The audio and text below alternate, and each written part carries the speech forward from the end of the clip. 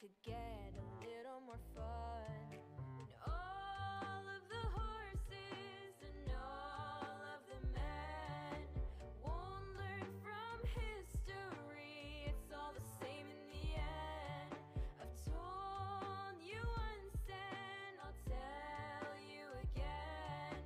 The syndicate is looking for a couple new friends.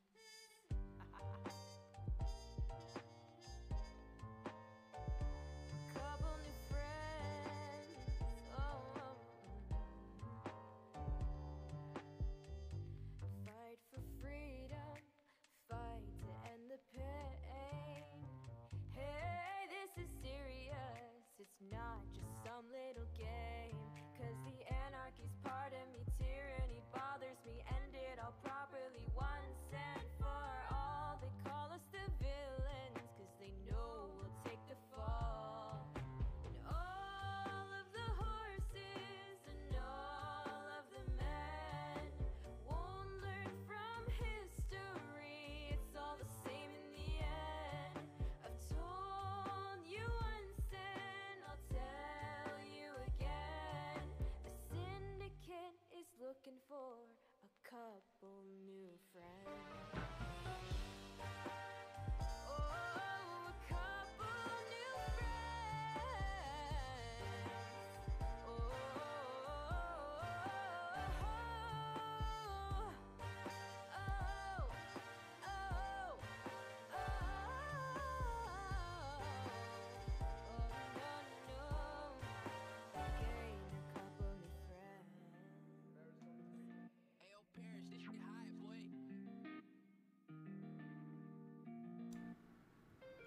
People change like the tides in the ocean. At least I think, or am I dead wrong?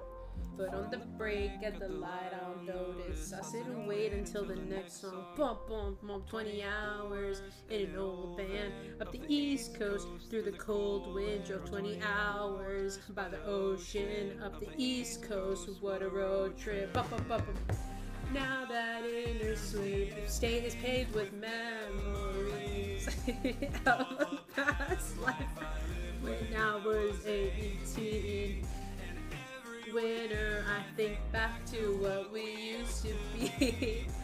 In that past life we lived at what? 18. Oh, oh, oh, whoa, whoa, whoa. Hello, chat. Hello, chat. It's okay. I see it running a bit too fast. No. No. You got here just in time. That's not too fast. Let's go. My Wi-Fi is trash. Don't worry. Mine is too. So let's see how this stream goes. Because it is the second... Hello, Ivy Scythe. Hello. Welcome to the stream. How you doing? How you doing? We have Tommy Tuesday happening today. Tommy Tuesday. Everybody cheers. Ah! I hope you guys are excited. I'm excited. I'm so excited, actually. You guys have no idea. I'm so excited. We have been on a little bit of a hiatus, but it's okay. You know, life happens. Me and Julie are both busy people, you know? Besides streaming, crazy. I know. We have lives. Scary. But it's okay because we are going to hang out. We're going to freaking read Tommy and His Clinic for Supervillains. Chapters 23, 24. Banger, banger, banger chapters. I will say that. Did I kind of look ahead a little bit? Don't tell Julie, even though Julie's in the chat. Don't tell Julie. I looked a little bit.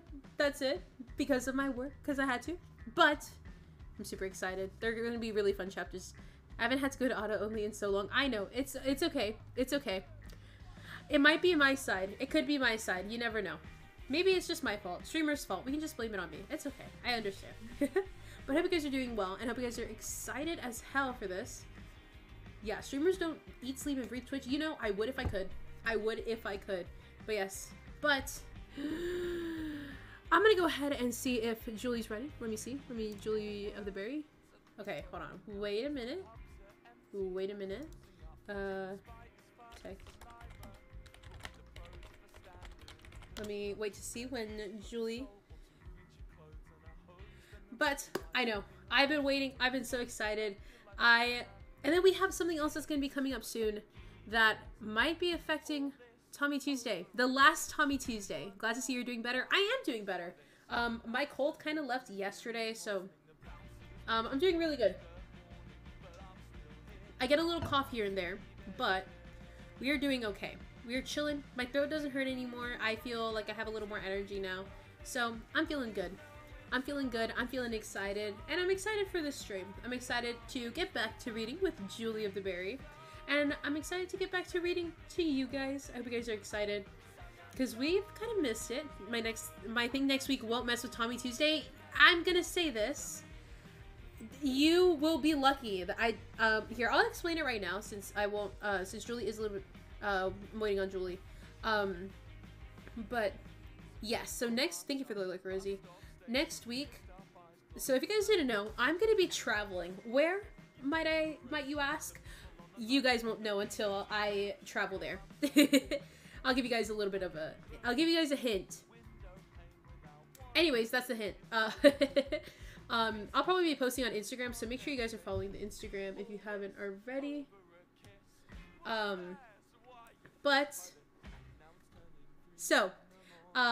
Yeah, if you haven't already, make sure you go follow my Instagram. I don't know if I have a command on that, but we'll pretend like I do. If not, just go to my Discord, !disc or Discord, and you can go ahead and drop a follow there. But yeah, so make sure you follow my Instagram. A bunch of stories are going to be posted, I will say that. I'm really excited though. It's nowhere I've been before. But yeah, let's see. But because of that, we do have a little bit of a plan for Tommy Tuesday. To kind of keep you guys in check. But for now...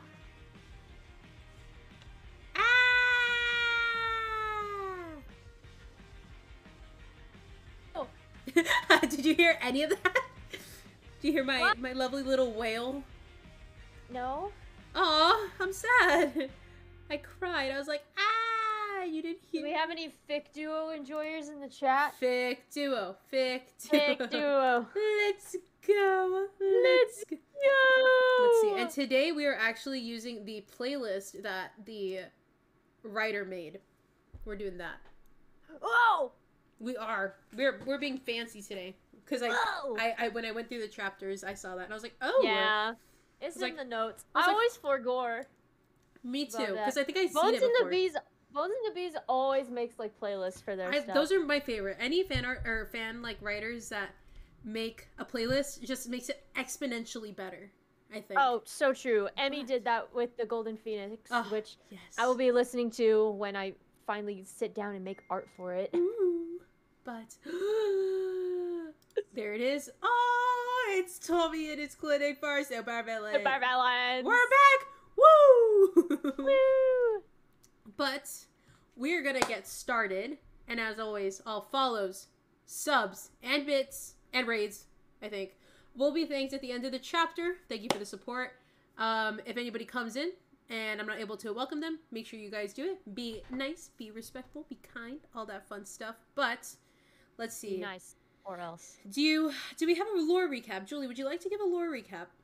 Oh Lord, what even happened last chapter? I know, I don't remember. Oh, okay. Okay, you got it. Let's go. Let's do this. Okay, so basically, y'all already know the recap. Tommy got kidnapped, but he got rescued, and so now he's back with the gamer fam, Minecrafters, and so he reconciled with Wilbur, which was super freaking wholesome. We cried about it.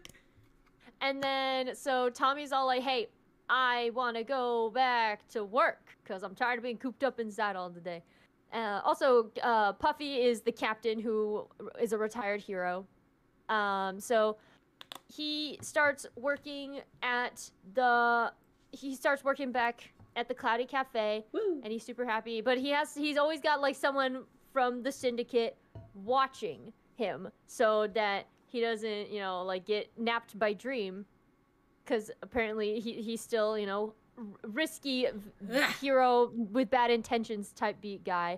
And so they have a little meeting with the syndicate one day, and they're gonna reveal all their identities. And so we get revealed that Thanatos is Jack, Nemesis is Nikki, Rosethorn is Hannah, Daedalus is Sam, Jester's Quackity, and we already know the SBI peoples. And then we get a name drop for H-Bomb, who was apparently a villain. Was it H-94 or something like that? Yeah, exactly that. Apparently he was killed by Dream, and so Ugh. they tried to cover it up or whatever. Puffy's like, I'll make sure Dream gets like the proper punishment, like, and then he like didn't. So Puffy quit. That's why Puffy quit being a hero. Damn. And so they figured out that like that's gonna go down, and then they're about to talk about something else. And next, you know, Tommy gets a call from Tubbo, who is out on patrol with in their vigilante gear as Nuke and Ender. Apparently, Dream has like made out a message saying, "Hey, I'm gonna put a warrant for your arrest because you are in conspiracies with the syndicate, and I got it on tape and all that." And they're like, whoa, we're gonna arrest you, Tommy, in it. And so he's like, unless you give us the identities of the syndicate. Oh, and hell he's like, no. hell nah. So yeah, that's basically it. I don't know if you can hear me clapping, but yes. Clap. Can we get some claps in chat? Claps in the chat. Boost my ego, please. Woo! Also, hold on. I just realized. Hold on. Oh, wait, no, never mind. We're good. Okay. So, with that, we're going to go ahead and get started with Chapter 23. Chapter 23. Blackmail. Dream is blackmailing Tommy. I don't think there's any trigger warnings, so we should be good. Reading through the notes. Yeah. I don't think there is. I think we're good. Okay. All right. Well, go ahead, Julie Berry. All right. Tommy stared blankly ahead for a few moments with the phone still pressed to his ear, trying to process what Tubbo just told him. He was fucked. Completely and utterly fucked. Boss man, you still there? Or did you go into shock?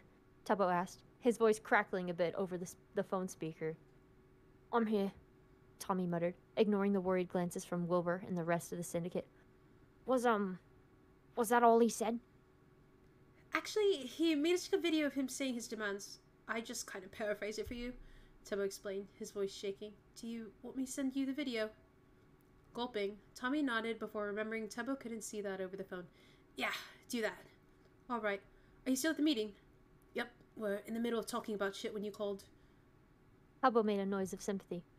You need to tell them about this, okay? They'll help you work it out. Rombu and I are going to head back to the Soot House, and we'll be waiting there when you get back. Okay. See you soon, Tubbo, Tommy told him, biting his lip. Stay safe out there. Will do. Don't worry, Tommy. We're not letting you go to prison, Tubbo reassured him, although he didn't sound too confident as he said that. The reassurance fell flat, though, because Tommy knew there was no way Tubbo could promise that. No one could really promise that right now. If Dream had evidence of Tommy healing the syndicate like he claimed, he could turn Tommy in at any time, and there'd be nothing Tommy could do about it. He would just be fucked. Bye, Tubbo, Tommy said before hanging up the phone. A few seconds after he hung up, he got a ding notification and saw Tubbo had texted him 2 videos. One that looked like grainy security footage, and one with Dream standing in the center of the thumbnail. Tommy flinched when he saw the still image of Dream, and was too focused on the phone to notice Wilbur leaning over his shoulder until it was too late. Why the fuck did Tubbo send you a video of Dream? Wilbur asked, eyes widening. When Tommy was silent, Wilbur grabbed his chin and forced him to look up and meet his gaze. Tommy, come on, what the hell was that call about? Shit. Tommy had to explain what was going on, and everyone in the syndicate was going to freak out. Great. Just what he needed. Apparently, Dream ran into Tubbo and Rombu while they were on patrol and told them to pass along a message to me. Tommy started, his eyes dropping to the table. Tubbo has a video of it. Wilbur narrowed his eyes. Then let's play it. Slide it to the center of the table so we can all hear it, Phil ordered, a shudder ruffling his feathers behind him. Nodding, Tommy turned his volume all the way up and pushed the phone to the center of the table as ordered. Then, he leaned over and pressed the play button. Tommy! Dream's voice rang out over the tinny speakers, and just hearing Dream say his name again was enough to make Tommy's heart leap into his throat. If you're watching this, then you know I ran into your friends, Ender and Nuke, and they were kind enough to let me pass on a message to you. Behind the camera, Tommy heard Tubbo mutter a "fuck you." He would have smiled at that if the situation were anything less dire. Anyway, I'm gonna get straight to the point. With 404's help, I managed to find CCTV footage of you healing Siren for presumably the first time. If If you don't believe me, I'm sending a copy to Nuke so he can send it to you. But the gist is that I can use this footage to send out a warrant for your arrest. Now, I haven't sent it to the Hero Committee yet, because frankly, I don't want to arrest you. You're just a kid who got caught up in shit he shouldn't have, and I don't think you deserve to be punished for that. That's fucking rich coming from him, Wilbur muttered, his jaw clenched. I'll give you a few days to decide, but if you don't want to get arrested, then you need to give me what I want. Dream paused then, folding his arms over his chest. And don't even think about trying to skip town, Tommy. If I find out that you left the city, then the next time I see either a syndicate member, including your precious little vigilante friends over here, since it's obvious you're all working together now, I'll kill them. I don't want to, but if it's what needs to be done, then I'll do it. We're not part of the— Don't bullshit me, Ender, Dream said, cutting off Ender, who wasn't in view of the camera. You worked with the syndicate to help Tommy escape from me. In my eyes, and in the eyes of the committee, that makes you villains now. And I've already had you both reclassified as such. What? That's not fucking true, though, Tubbo protested. Shouldn't work with villains, then, Dream shrugged. Anyway, that's all I have to say to Tommy. You can end the video now, Nuke. And with that, the video ended, and Tommy felt like he was going to throw up. There was a moment of silence as everyone at the table stared at the phone, all with similar expressions of horror painting their faces. After a few agonizing beats, Techno spoke up. Well, that's a problem. Yeah, no shit, Techno, Wilbur hissed. Will, don't snap at your brother, Phil cut in, giving his son a stern look. Now, I know this situation isn't ideal, but we can't start panicking at first sign of trouble. We knew Dream was going to retaliate at some point for Tommy's escape, and now we know what his strategy is. Tommy, did Tubbo send you the footage Dream mentioned? Sam said then, sounding much calmer than anyone else. Tommy nodded. Can I see the footage? Dream might be bullshitting when he says it's enough to get you arrested. I know what kind of footage the Hero Committee would consider strong enough to send out an arrest warrant, so I want to make sure he's not bluffing. Yeah, sure. Standing up out of his chair, Tommy reached over to grab his phone from the middle of the table. He pulled up the second video Tubbo had sent and walked around to Sam's chair, holding the phone in front of him so he could watch. Wilbur, of course, followed Tommy and stood over his shoulder to watch as well, while everyone else stayed in their seats. Then, Tommy pressed play. The footage was staticky as hell. The camera was sitting on what seems like a street lamp pointing right outside a dark alley. After a few seconds of nothing happening, Tommy stiffened when he saw a flash of movement from inside the alley, just barely able to make out Wilbur in his full siren getup, falling off the edge of the roof and onto the lid of the dumpster in the alley, before going limp and rolling onto the ground. At the same time, Tommy himself came into view of the camera, pausing right outside of the alley as Wilbur fell off the dumpster. From his view, he could only see the back of his head, but Tommy recognized his backpack all the same. Then, the footage showed Tommy walking into the alley and staring at the unconscious figure of Siren for a few moments. They were just barely within view of the camera, and if the two of them had been 2 feet further back, they would have been invisible. But unfortunately, that wasn't the case. Tommy's mouth went dry as he watched himself drop his backpack and roll up his sleeve. He tucked Wilbur's shirt up, examining the wound, before his hands very clearly began to glow. Tommy knew how the rest of the scene went from there. The camera showed the two of them talking in the alley, although there wasn't any sound. Then, Siren got to his feet and stumbled out of the alley, the camera catching a full view of his blindfold mask as he turned down to the cafe. A few seconds later, Tommy emerged from the alley as well, the camera also catching a full view of his face, before he turned down the opposite way of Siren. Then, the footage ended. There was a moment of silence as Sam stared at the phone, his lips pressed into a thin line. That's pretty damning, he finally admitted. I hate to say it, but the committee could definitely arrest you with that. Great, Tommy muttered, shoving his phone back in his pocket. So I'm fucked then. Fucking fantastic. Tommy, you're not fucked, Wilbur immediately said, sliding an arm around his shoulders and guiding him back to their chairs. We're not letting you get arrested, that's a given. Exactly. No way in hell are we letting that green bastard put you in jail, Quackity added on. The rest of the syndicate all murmured in agreement, but it didn't make Tommy feel any better. But what are you gonna do to stop him? It's not like you can fucking give in to his demands, Tommy exclaimed, staring wide-eyed at the different villains. Bill folded his hands in front of him and seemed to be struggling to remain composed. What are his demands, Tommy? He only said you knew what he wanted, so what does he want? Tommy laughed, and it was a harsh, bitter thing that tore through his throat in a painful way. There's only one thing he wants. Tommy said, shaking his head. He wants the identities of the syndicate. And just like that, a hush fell over the group. Tommy wasn't surprised by the tense expressions that lined the table. Nikki and Jack were exchanging nervous glances. Hannah was staring down at her hands. Quackity had straightened up in his seat.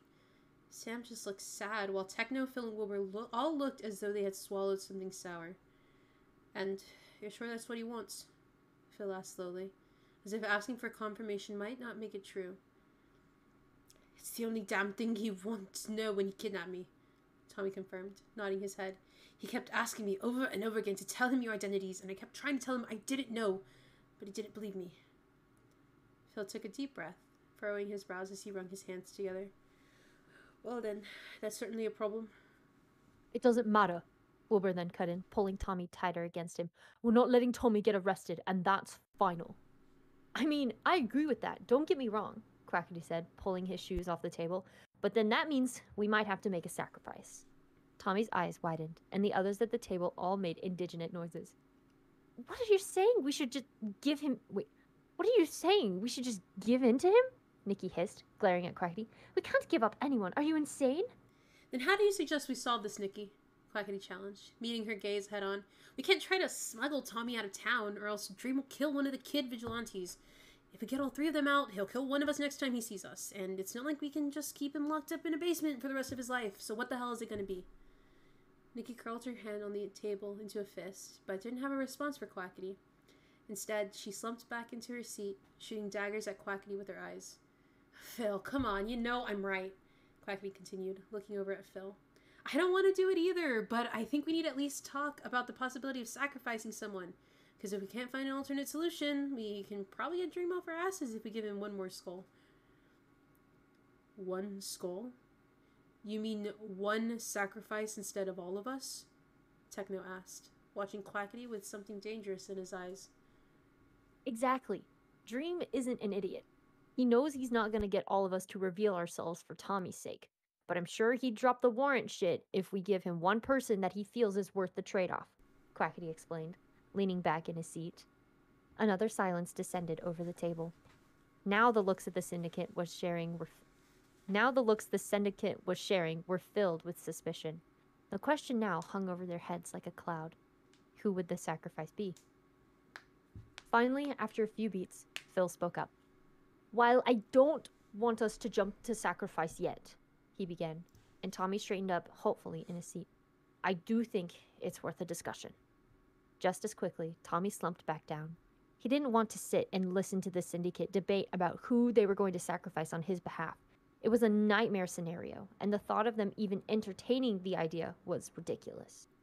No one is sacrificing themselves for me, Tommy cut in, glaring at Phil. I'm not a little kid you need to protect. I can handle going to jail. Tommy, there's no need to get all noble right now, Phil told him gently. We're just discussing possibilities, and either way, we're not letting you go to prison. Tommy clenched his jaw, wanting to argue, but knew it would be pointless. If Phil wanted them to discuss options, they were going to discuss options whether he liked it or not. This is fucking stupid, Tommy muttered, folding his arms over his chest. There was another beat of silence around the table. As expected, though, Quackity spoke up first. So if this is an open discussion, then can I start out with a suggestion? Techno huffed. If it's anyone besides yourself, we're gonna have problems. Quackity rolled his eyes. While I have no issues with volunteering myself, let's be real, no one even knows I'm associated with the syndicate. Dream wouldn't give two shits about me compared to the rest of you guys. Typical, Techno muttered, shaking his head. Look, I'm just being honest, man, Quackity said, holding his hands up in surrender. If you want someone that Dream would probably take back, though they're not one of the big three, Sam would probably be the best bet. Hannah let out a sharp gasp. Fuck off, Quackity. Sam isn't going back to the heroes. The committee literally has it out for him. I mean, he has a point, Sam muttered, dropping his eyes to the table. No, don't be ridiculous. You're not going back there, Hannah insisted, putting a hand on Sam's arm. Besides, if we want someone the heroes have a grudge against, but can't reasonably be outright cruel too, then I think, well, just speaking from a totally objective place, Nikki would be a good option. Oi! Back the fuck off, Hannah! Jack shouted, frowning at her. Why the hell would you even say that? Because Dreams had it out for her ever since she choked Sapnap that one time, Hannah exclaimed, gesturing towards Nikki. Look, Nikki, you know I have nothing against you. I'm just speaking from a logical standpoint here, but Dream would probably jump at the chance to get your identity. Nikki scowled. Yeah, I fucking get that. But it's awfully bold of you to suggest me when you could be an option too. Hannah barked out a laugh at this. Me? Dream barely even knows I exist. I doubt he'd give two shits about finding who I am. Then what about both you and Quackity, since you're both so eager to point fingers? Jack suggested, raising an eyebrow at Hannah. Jester with a few rose thorn sprinkles on top. Hey! Quackity protested. What the fuck does rose thorn sprinkles even mean? Hannah asked, glaring at Jack. It means that neither of you would be enough to get Dream to back off on your own. But if we put you two together, Dream might accept that for a sacrifice, Jack explained. Quackity's like a sundae, and we throw some rose thorn sprinkles on top to sweeten the deal. I already told you. Dream doesn't even know I work with the syndicate, Quackity pushed, leaning forward in his seat. He won't care. Again, that's why we have the Quackity sundae with the rose thorn. If you say rose thorn sprinkles again, I'm going to reach across that table and punch you, Jack, Hannah snapped, glaring at him. Hannah, I wouldn't do that if I were you, Nikki shot back, lifting one of her hands off the table. Oh, fuck, were they about to fight? Tommy stiffened in his seat as he wondered if he was going to need to heal Nikki and Hannah in a minute, but was stopped when someone else spoke up. All of you, shut up! Wilbur ordered, his voice echoing around the room. Instantly, everyone else in the room fell silent, although Nikki and Hannah continued to glare at one another from across the table. The silence held for a few beats. Tommy tried to open his mouth to speak, but quickly realized Wilbur had directed the order to everyone in the room, which included him. Good, Wilbur nodded after a few seconds. Now, I think there is one obvious choice here that none of you suggested yet. But first, you can all speak again. Did you really need to shut all of us up for that? Bill asked, raising an eyebrow at Wilbur. Considering you all were being fucking idiots. Yeah, I think I did. Wilbur nodded, not looking ashamed at what he had done. Anyway, like I said, there's an obvious choice here. The only person that even makes sense to sacrifice. Well, Quackity gave Wilbur a suspicious look. Who? A feeling of dread curled into Tommy's gut before Wilbur even said the words, as if he already knew what his brother was going to say. Meeting Quackity's gaze evenly, one word left Wilbur's mouth. Me. Tommy's head whipped back towards Wilbur. What the? No! It's not going to be you! Tommy nearly shouted, grabbing Wilbur's shoulders and forcing him to meet his eyes. Don't be fucking stupid, Will! You're not going to give up your goddamn identity for me! Wilbur gave Tommy a sad look. Toms, come on. I'm the only person that makes sense. No, you fucking don't, Tommy argued, his heart rate picking up speed. I do, Wilbur repeated. Dream needs a skull big enough to satisfy him with just one of the syndicate members' identities, so one of the leaders should be more than enough. But more importantly, I'm the entire reason you're in the mess in this first place. The security footage Dream has on you is literally of you healing me. If you hadn't done that, none of this would be happening right now. Oh, don't go blaming yourself again, you dumb shithead, Tommy snapped out, glaring at Wilbur. I chose to save your life that night. I knew if I got caught, there'd be consequences. You didn't ask me to heal you, so stop acting like it's your fucking fault. But even ignoring that, I'm still the reason you're here now, Wilbur pushed, not reacting to Tommy's anger. I sought you out after you healed me. I decided to befriend you in the cafe. I gave your address to Techno. It's all been me. I'm the only person that makes sense. Wilbur. Techno cut in, glaring at his younger brother with a ferocity that made even Tommy want to shrink back, despite it not being directed at him. You're not sacrificing yourself.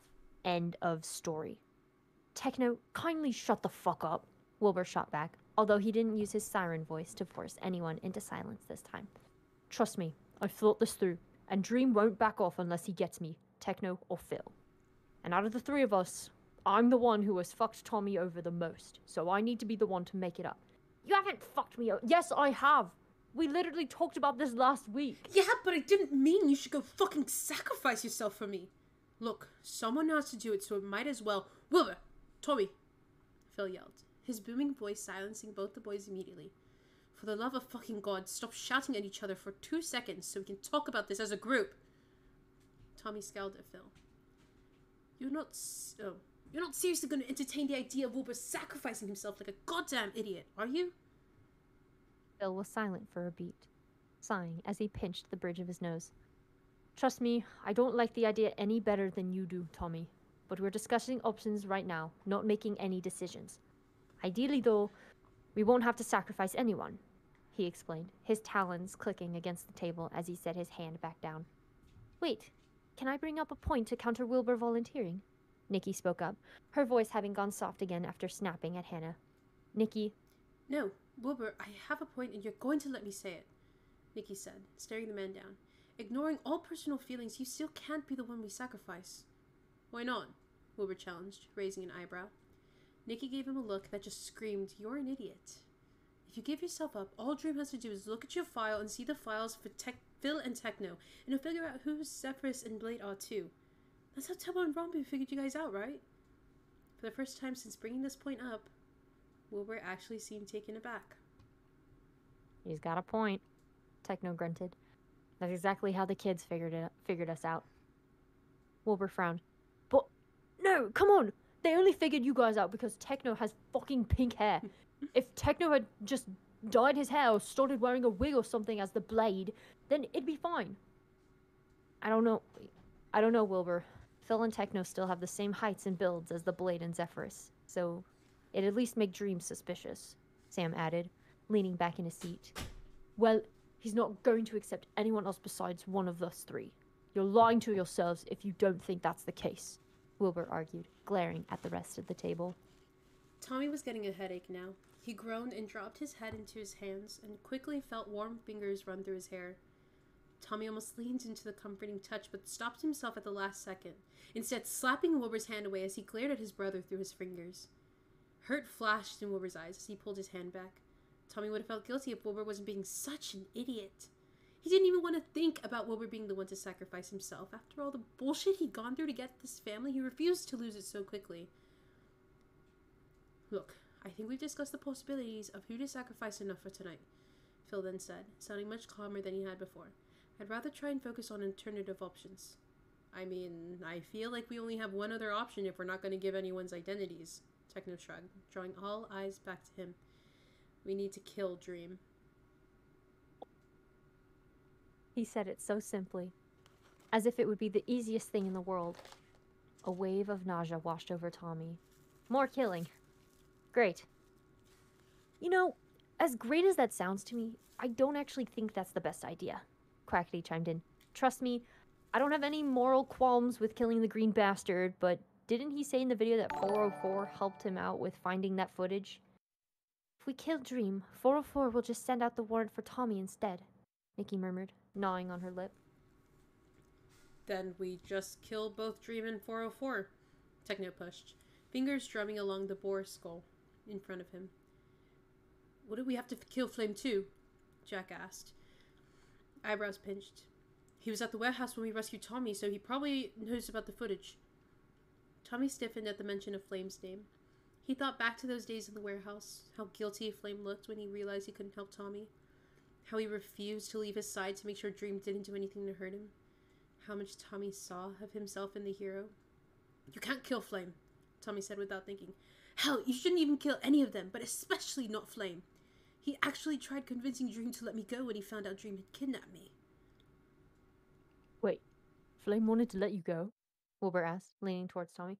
He did, but Dream wouldn't listen to him, so Flame stayed in the warehouse to keep an eye on me and make sure Dream and 404 didn't do anything to hurt me, Tommy explained, shrinking back in his seat as all the attention turned back to him. He's not a bad guy, trust me. But he could have turned Dream and 404 in, couldn't he? Wilbur challenged. Tommy met Wilbur's eyes and forced himself to keep a poker face. And I could have turned you in for killing all those cops, but I fucking didn't. It's the same goddamn thing. Wilbur flinched back as if he'd been hit. Hurt once again flashed in his dark gaze, but Tommy couldn't think of another way to explain it to Wilbur. I'm not the same as Dream, Wilbur hissed, baring his teeth. Really? Because if you tally up both your kill counts, and let's be real, you definitely have the higher numbers, Tommy snarled, the frustration simmering under his skin boiling to the surface. So get off your fucking high horse, Wilbur. Wilbur opened his mouth, ready to snap back, and Tommy waited for it. He waited for the sharp insult for Wilbur to either tell him to fuck off or go into even more reasons why he wasn't like Dream. But instead, he paused. He shot a dark look at Tommy and shut his mouth, looking away from him and shifting fully back into his own seat so he was no longer leaning into Tommy's space. Tommy was tired of this.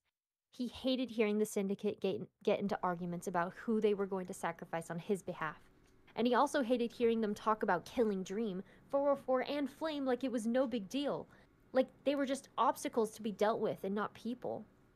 Huffing, Tommy slumped back in his seat and shot Wilbur one last dirty look before meeting the eyes of the rest of the table. Everyone was glancing between him and Wilbur in that awkward way friends always did when two people got into an argument, and everyone else just felt very uncomfortable watching from the sidelines. Tommy knew he probably should have held his tongue better, but he was so pissed off about a lot of things right now and frankly just didn't care. So Techno finally broke out the silence with a long drawl. We just kill Dream and 404 then?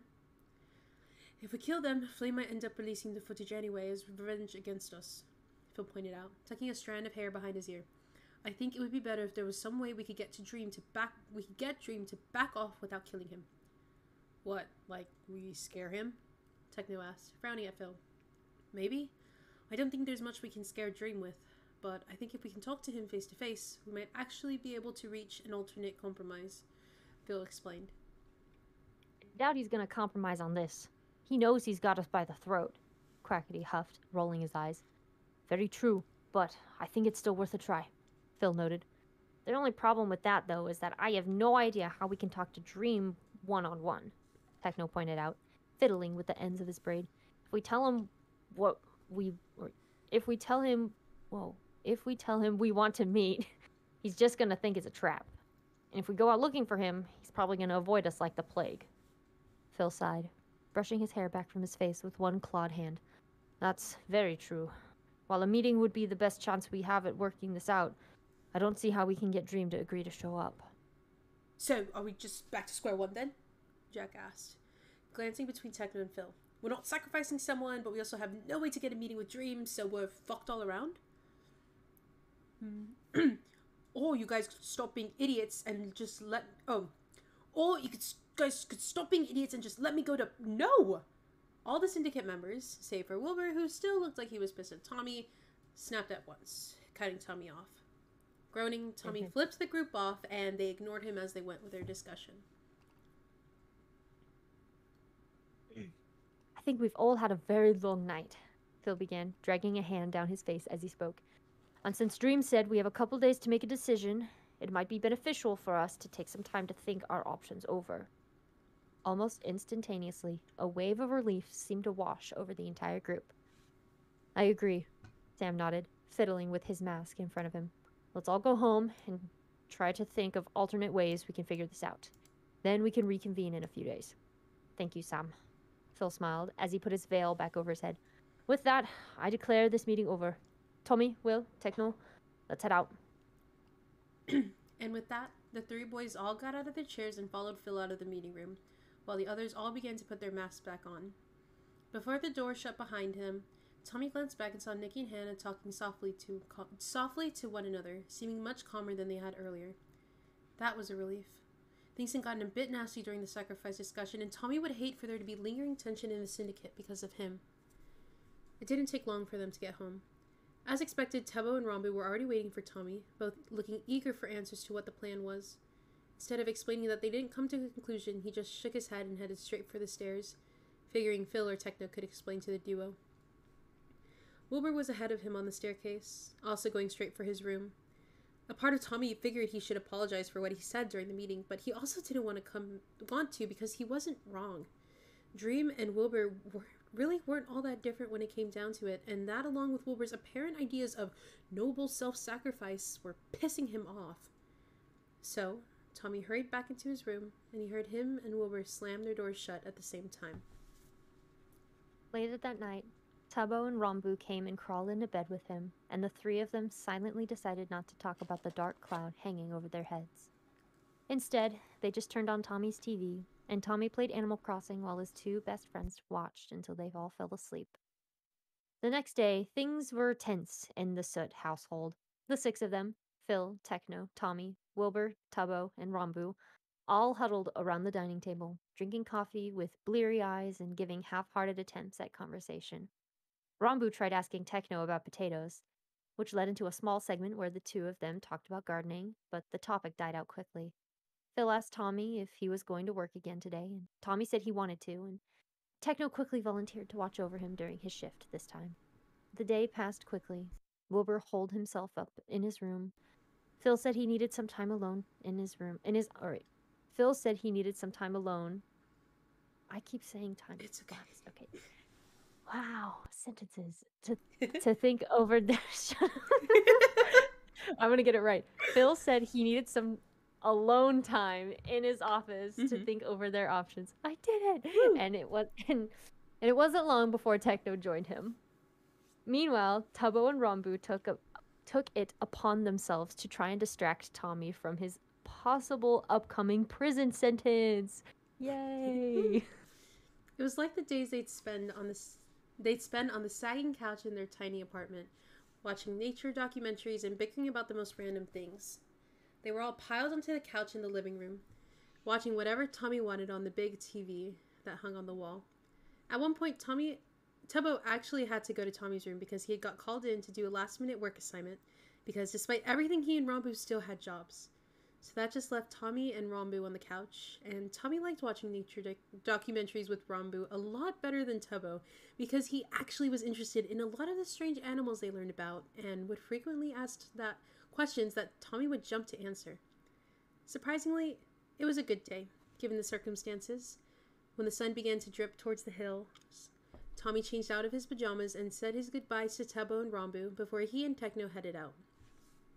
The ride to the cafe was quiet, but not in an awkward way.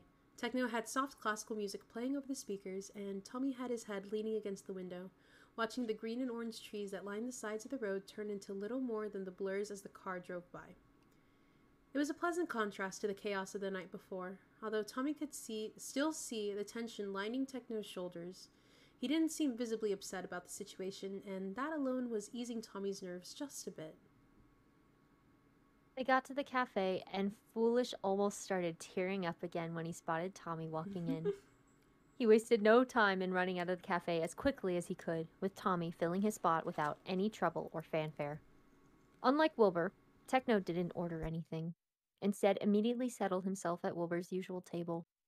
As Tommy ran the bottle of honey under some hot water to make it easier to squeeze, he watched as Techno reached into a black bag he brought with him, pulling out a thick book with yellowed pages before flipping it open to read. For the first few minutes of the shift, there was no line. All of the customers inside had already been given their drinks by Foolish, so Tommy didn't have much to do. He kept glancing at Techno, wondering if he should make him something to drink, despite him not ordering anything. After all, Tommy knew what he liked, and if he didn't want it, he could just throw it out. Before Tommy could blink twice, he found himself pulling out the tea bags and preparing a cup of Earl Grey. As he let the tea steep in the hot water, he steamed a bit of milk and carefully poured the frothy mixture on top of the tea. Then, he grabbed some vanilla extract from the cabinet and poured a few drops in there as well, stirring it quickly before slapping a lid on the cup and sliding it onto the pickup bar. "Techno, come get your drink," Tommy called out, waving him down. Techno glanced up from his book and frowned. He replaced the bookmark in his book and pushed to his feet, folding his arms over his chest as he eyed the drink sitting at the pickup spot. "I didn't order anything," he said, picking up the cup and eyeing the blank side of it. It wasn't like Tommy had needed to write that one down after all, considering he was just making it for Techno for fun. "I know, but figured you might as well get something to drink since you're going to be here for my whole shift," Tommy explained, shrugging as he rinsed out the cup for the steamed milk. "If you don't want it, you can throw it out." After staring at Tommy for a beat, Techno took a hesitant sip before letting out a pleased hum. "London fog," he muttered, nodding to himself. "Thanks, Tommy." Then before Tommy could argue, Techno was digging into his pocket and pulled out a handful of cash. "Tech, I didn't..."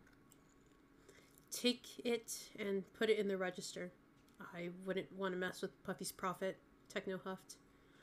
Tommy frowned as he counted the dollars. This is way more than the drink costs. Techno, who was already walking back towards his table, just shrugged. Put it in the tip jar, Jen. Oh.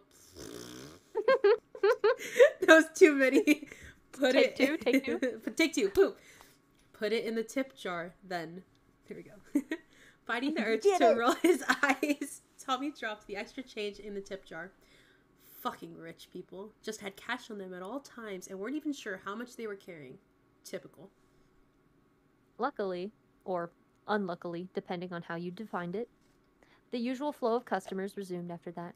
The rest of the evening passed by how it always did. Tommy burnt his hand on the espresso machine for the billionth time and had to hide his skin glowing as it healed itself. He tried to make a cappuccino for a Karen, and she tried to lecture him for 10 minutes on how to make it properly. He muttered some things under his breath that would get him fired if Puffy heard it. Just business as usual all around. Time passed quickly. Although the worry about his current situation lingered in the back of his mind, it wasn't that difficult for Tommy to lose himself in the comforting routine. As it got later into the evening, more customers began to filter out, and soon enough, Techno was the only one left in the shop, and it was closing time once again. Tommy went through his usual cleanup routine of wiping down the equipment, taking out the trash, and putting all the ingredients back in their correct places. Techno noticed that he was cleaning up and moved to stand by the door, watching the outside like a sentinel, even without a sword on his hip. Things were quiet at first, and for once Tommy was content to leave it that way, with his shift already being over. There was no longer anything to distract Tommy from his anxiety, and he was once again being eaten up by worry over this whole mess. He really didn't want to go to prison, but he didn't want anyone else to go to prison for him either. The very idea of Wilbur pulling some stupid self-sacrificial move made him sick to his stomach, which was only worsened by the bitterness that had been hanging between them since Tommy snapped at Wilbur during the syndicate meeting the night before. So, yeah. Tommy was fine with letting things be quiet because he had a lot going through his mind. But to Tommy's surprise, right as he took out the mop to wipe down the floors, Techno actually spoke up for the first time since he'd gotten his tea. So, what are your thoughts on this whole prison thing? Techno asked, with all the grace of a bull in a china shop. Huffing, Tommy kept his eyes on the ground as he started pushing the mop across the floor. I'm still pissed at the idea of any of you guys sacrificing yourself for me. Techno hummed. Yeah, I definitely wasn't thrilled when we were all talking about that yesterday, but it's not like we can just let you get arrested for helping us. It's a shitty situation all around, but let's be real. I go to prison for, what, 3 years? I'm not technically a villain. I just help you guys out and shit.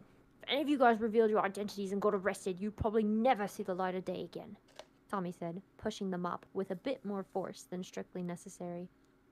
I think you have a bit too much faith in the system to think you'd only get 3 years, Techno snorted.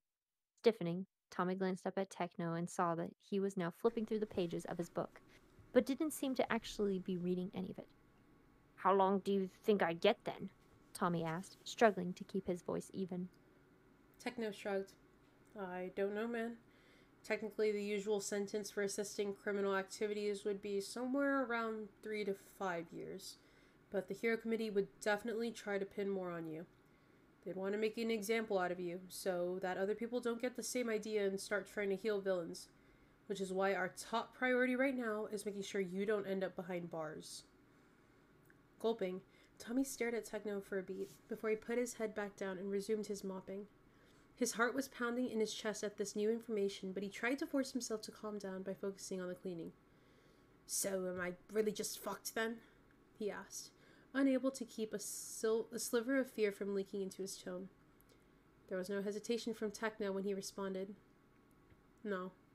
We're not letting you get screwed over like that, Techno reassured him, sounding so calm that Tommy couldn't help but relax the tiniest bit. Even if we gotta smuggle you, Teba, and Rambu out of here in suitcases, we'll do that before we let the committee get its hands on you. My turn. Tommy snorted at the mental image, and the tightness in his chest unwound just a bit. I think Tubbo is the only one of us who could actually fit in a suitcase. I don't know about that. Rambu seems pretty bendy, Techno commented, leaning back against the wall.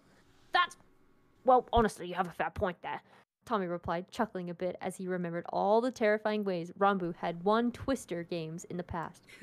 But, is our only alternative plan still to try and meet with Dream to talk it out?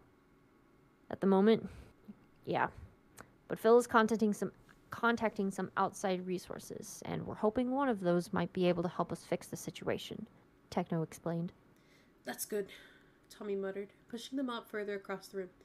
That's, really good. Good idea. We're hoping so, Techno shrugged again.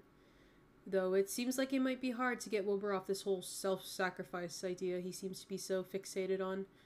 Gritting his teeth again at the reminder, Tommy nodded. You can say that again. He's being such a fucking idiot. Avoided me all day today, like the dramatic bitch he is. He has a tendency to do that when he's mad about something, Techno said, shoving his book in his backpack. I think he's more upset about you comparing him to Dream than anything else, though.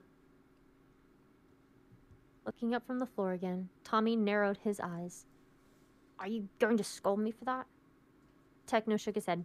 Nah, I think you made a fair point. Will's got this whole shtick where he can call himself the bad guy and claim he's fine with that. But only if he's being called a bad guy in a way that lines up with whatever story he's telling himself in his head. Like, if you call him out on something he thinks he was in the right for doing, or in this case, compare him to someone he hates, he's gonna get real defensive or upset about that. Tommy raised an eyebrow. You don't mind being called a bad guy, though? I don't really see the point in labeling myself a good guy or bad guy. I have my goals, and I do what I need to do to get them done. That's all I care about, Techno explained, tucking a strand of pink hair behind his ear. But all that aside, I know my little brother, and he's got a lot of guilt over you getting dragged into our world, which is why he's pushing the self-sacrifice thing so hard. That's stupid, though. He explained to me why he gave you my number that one night, and it wasn't something malicious, Tommy argued, frowning at Techno. I thought you would have figured out by now that Wilbur blames himself for just about everything. Even when it doesn't make sense, Techno snorted, rolling his eyes. Yeah, I think I'm starting to realize that, Tommy muttered, wheeling the mop bucket back to the closet. Techno was quiet as Tommy put away the rest of the cleaning items, finally having finished what he needed to do for closing. After Tommy hung up his apron and slung his backpack over his shoulder, Techno took a look around outside the cafe doors before he gave Tommy the all-clear. They didn't speak again until they were back in the car, driving safely away from the cafe. I still think you should talk to Wilbur sometime tonight, Techno said, picking up the conversation from where they'd left off, like there'd been no pause. Mostly because I'm gonna bang my head into a wall if tomorrow we have another painfully awkward breakfast like this morning. I guess you're right, Tommy grumbled, sliding down in the leather seat. I don't like fighting with him anyway, so might as well just stop letting him be a little bitch and make him talk this out. If it doesn't work, let me know, and we can hide in my room to eat breakfast, Techno joked, shooting Tommy a sly smile. Tommy grinned. Sounds like a plan. They made it home without issue. Once they were inside, Techno headed to Phil's office, while Tommy went straight for his room. He was startled when he saw Tubbo and Rambu had both seemingly fallen asleep in his bed while he was at work, and put his stuff down as quietly as possible before leaving the room again. Tommy was way too wired still to even think about sleep. There was still the lingering anxiety about the prison sentence hanging over his head, and then there was the entire conversation with Techno about Wilbur. Standing outside his room, Tommy glanced across to Wilbur's room, noticing the light under the door. While he could go downstairs and watch movies on the couch until he got tired, he'd promised Techno he'd try to talk to Wilbur, and right now seems like the perfect opportunity. Groaning to himself, Tommy trudged across the hall and didn't let himself think before he knocked on the door 3 times. Who is it? Wilbur called out from behind the door almost immediately. It's me, Tommy called back, grimacing on how awkward he sounded. Can we talk? There was a pause. The fact that Wilbur didn't say yes as soon as he asked was enough to make him wince, even though he knew it wasn't nearly as big of a deal as he was making it out to be. Then, after a few beats, fine. Breathing a sigh of relief, Tommy pushed open the door to Wilbur's room. It had actually been a while since Tommy had been in Wilbur's room. In fact, he might not have been there before he got kidnapped, and he could tell because it was the cleanest he'd ever seen it. Sure, there was still a bunch of dirty laundry in there, but it was all shoved into a single corner this time.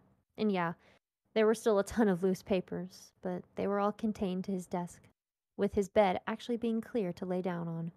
String lights crisscrossed over the bed, reflecting a soft orange glow across the entire room. Wilbur was settled against his pillows with his guitar on his lap, wearing the same pajamas he'd worn at breakfast that morning.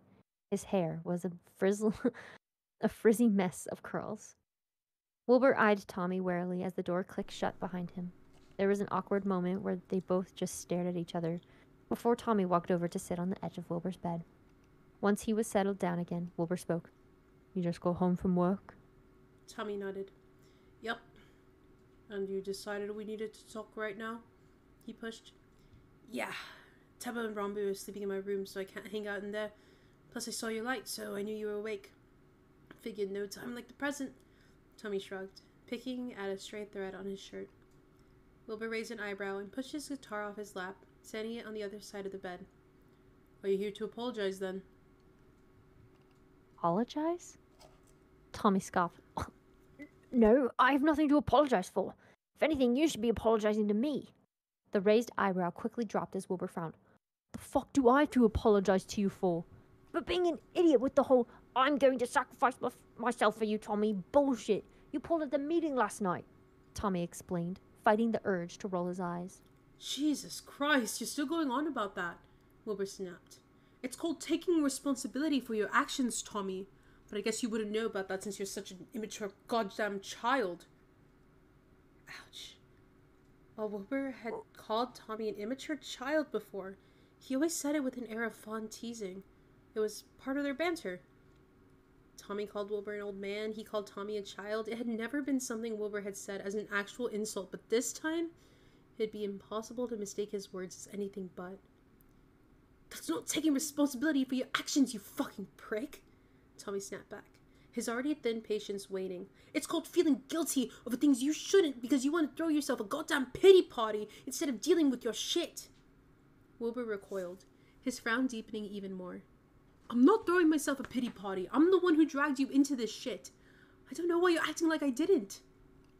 "Not everything is about you, Wilbur," Tommy shot back. "It wasn't just you. It was Techno and Phil and Nikki and basically fucking everyone in the goddamn syndicate. But I was the one who gave Techno my address. I know. You've said it about 100 damn times," Tommy hissed. Huffing, Wilbur folded his arms over his chest. "I just don't get why you're so pissed at me about this. I said I was going to try and make up for all the shitty stuff I did. This is me trying to fix what I fucked up." At this, Tommy paused. Was Wilbur really that stupid? He searched Wilbur's eyes, trying to see if he was just saying shit, but it seemed like he was telling the truth. "If this is you trying to fix all that, then you're going about it in a really shitty way," Tommy scoffed, although his voice was a bit lower now. "What, trying to keep you from going to jail isn't a good thing?" Wilbur asked sharply, narrowing his eyes.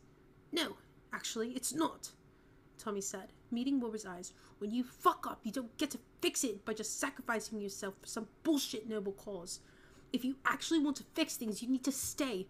Stick around and face what you did instead of just jumping at the first opportunity to become a martyr." Wilbur clenched his jaw, eyes dropping to his lap. "Did you get that from one of Phil's spiels about being a better person or whatever the fuck?" Tommy ignored the weak attempt to change the subject. "I'm serious, Will.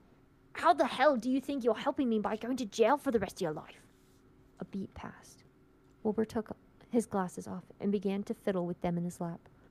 I thought it would be the best option for everyone involved," Wilbur muttered, keeping his head down.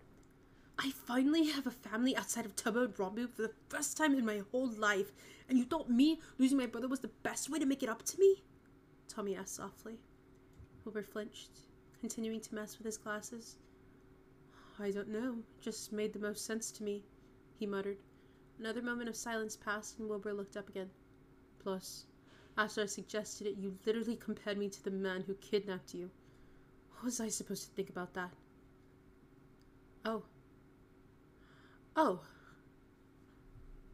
"Shit, look, I didn't mean it like that," Tommy said, desperately trying to backpedal.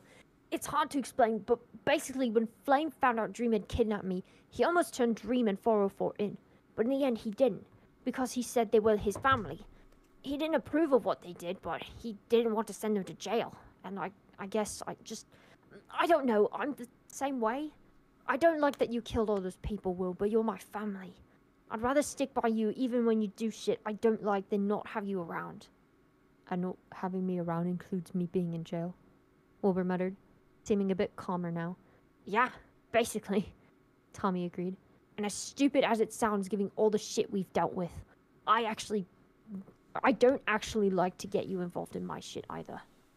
Now this made Wilbur look up, and instead of scowling at Tommy like before, he was just frowning like he was confused.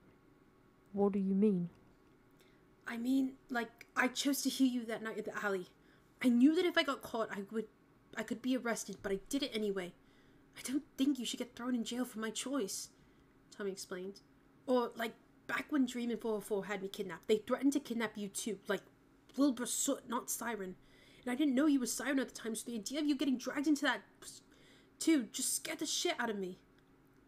Wait, why would Dream and 404 want to kidnap me as a civilian? Wilbur asked. Tommy shrugged. When 404 watched my dreams that one time, you kept popping up in all of them, and he ended up thinking you were my brother. Like, legally, you know? So he told Dream about you so that they could threaten you to get me to talk. Pausing, Tommy took a shaky breath. And again, I hadn't really made the connection you were Siren yet, so I was just fucking terrified of what they'd do to you. I didn't want you getting hurt because of me, and even though I know who you are now, that's still true. I don't want you getting thrown in jail for me. Wilbur was silent for a moment, no longer fiddling with his glasses and instead just staring at his lap. His frown fully faded, leaving something like regret in its place. I'm sorry, Wilbur finally said, dropping his glasses onto the bed. I didn't think about things like that. It's okay, Tommy nodded, wrapping his arms around himself. I'm sorry for not explaining what I meant when I said you were like Dream. It's all right, Wilbur reassured him. How you explained it makes sense. Another beat passed between them, and Tommy shifted on the bed so he was fully facing Wilbur. Can I hug you now, you fucking idiot? Tommy asked. A small smile quirked the corners of Wilbur's lips. You're so clingy, he teased as he leaned forward, wrapping his arms around Tommy's shoulders to hug him tightly. Pretty bold of you to call me clingy, the clingy one out of the two of us, Tommy scoffed as he buried his face in Wilbur's shoulder. Says the one who just begged me not to go to jail because you'd miss me, Wilbur shot back, his chuckles reverberating through his shoulders. You know, I think I've changed my mind, actually. Go to jail and stop annoying me all the time, Tommy teased, pulling back from the hug after a few moments. Too bad. You're stuck with me now, Wilbur grinned, reaching out to ruffle Tommy's hair. Tommy laughed as he slapped Wilbur's hand away from his head. Wilbur smacked the back of his head in retaliation, before he leaned back against his pillows, picking up his guitar off the side of the bed and gesturing for Tommy to sit with him. As Tommy scrambled over against the pillows as well, Wilbur's smile faded, and he reached over to rest a hand on Tommy's shoulder once he was settled. We're gonna find a way out of this, Wilbur promised him, staring right into his eyes. Swallowing down a lump in his throat, Tommy nodded. I believe you will. The problem was that, again, Tommy knew there wasn't anyone who could promise that for sure. But he let the reassurance soothe his anxiety anyway, and tried to shove it all out of his mind as he listened to Wilbur start playing a new song on his guitar, wanting to get Tommy's opinion. Another day came and went, and there still was no progress on their plan. Dream had said he'd give Tommy a few days to decide, but he hadn't specified exactly how many days that meant. The more time passed, the more Tommy's anxiety grew. When was their time going to be up? When was Dream going to get tired of waiting for an answer and just send out the warrant for Tommy's arrest? As Tommy went through another shift like usual, he couldn't help his heart from skipping a beat every time the door chimed with a new customer. He was just waiting for the moment a police officer strolled in, holding up a pair of handcuffs and telling Tommy he was under arrest. This time, Hannah was keeping an eye on Tommy during his shift. She hung out at a different table than Wilbur usually was at, playing some kind of video game on a bulky laptop the entire time. One benefit of knowing the syndicate's identities now was that they were no longer confined to just showing up after work hours in their full villain get-ups. Now, everyone else in their cafe was oblivious to the fact that there was a villain in their midst. But Tommy could still be watched over all the same. The shift was calm. By the end of it, the smell of coffee beans was ingrained under his fingernails. And he had a dark splotch on his jeans from where he'd accidentally spilled black tea on himself. Because Techno wasn't here to pick him up, Hannah said she was going to walk him all the way back to the Soot's house. He knew it was pointless to try and argue that she didn't need to walk him all the way. And frankly, he didn't actually want to argue that. Even though he felt guilty about Hannah needing to escort him all the way back to his home, he was more nervous than ever about Dream. And he knew Hannah wouldn't let anything happen to him. And we're done, Tommy muttered as he twisted the key in the door, locking up the cafe. Hannah smiled and offered her arm. Let's get going then. Rolling his eyes at the gesture, Tommy looped his arm through hers. You don't need to hold on to me, you know. This isn't for you, Hannah snorted. I don't want creepy men to catcall me, and they won't with you and I walking like this. You just, choke a guy with a vine if he pulls shit with you? Tommy asked as they started down the sidewalk towards the subway. I could, but I'm not in costume right now, so I'd rather avoid showing my powers to other people if I can, Hannah explained. Though, of course, if I'm subtle about it... Trailing off, Hannah shot Tommy a mischievous grin as a small flower blossomed from her hair right above her ear. Tommy snorted. I'm sure that was very necessary. It was, Hannah argued. The more plants I have on me, the more energy I have. So if I'm going to be guarding you on this walk, then... Suddenly, Hannah was cut off by loud laughter coming from across the street. Stiffening, Hannah whipped around to see the possible threat. Tommy did the same, his heart pounding in his ears, but as soon as he spotted who it was, he let out a breath of relief. Walking on the opposite side of the street from Hannah and Tommy, Monarch and Aurelian were laughing as they talked with one another. Tommy hadn't seen the two of them since that one night he healed Aurelian, and it was nice to know that neither of them looked any worse for wear. Tommy was about to wave to the two vigilantes when a realization hit him in the face. The Syndicate needed to find a way to meet with Dream. But Dream would think any meeting the Syndicate arranged would be a trap. While he'd already met with Nuke and Ender to pass his threat along, he was also under the assumption that the two of them were part of the Syndicate as well. But Dream didn't know about Tommy's connection to Monarch and Aurelian. He'd only met with them once, and Dream hadn't brought them up to Tommy at all when he had been kidnapped.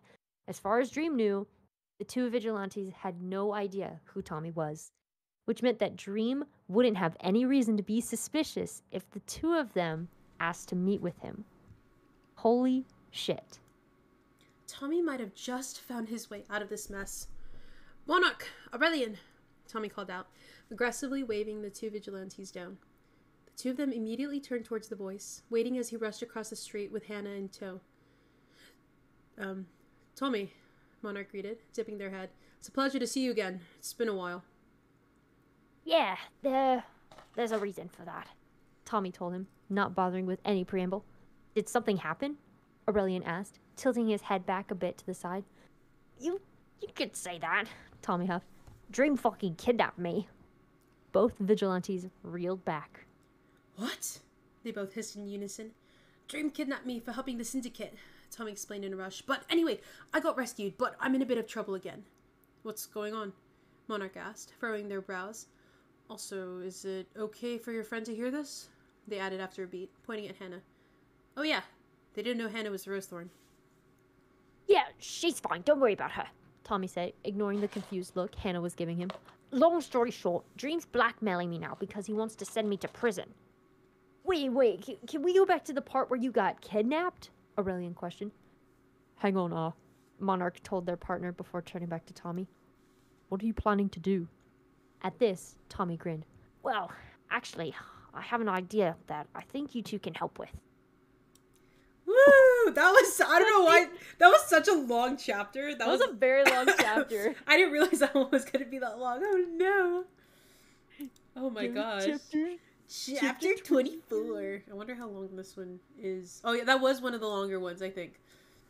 This one also looks very long. Oh crap. Oh yay. Oh no. Oh no.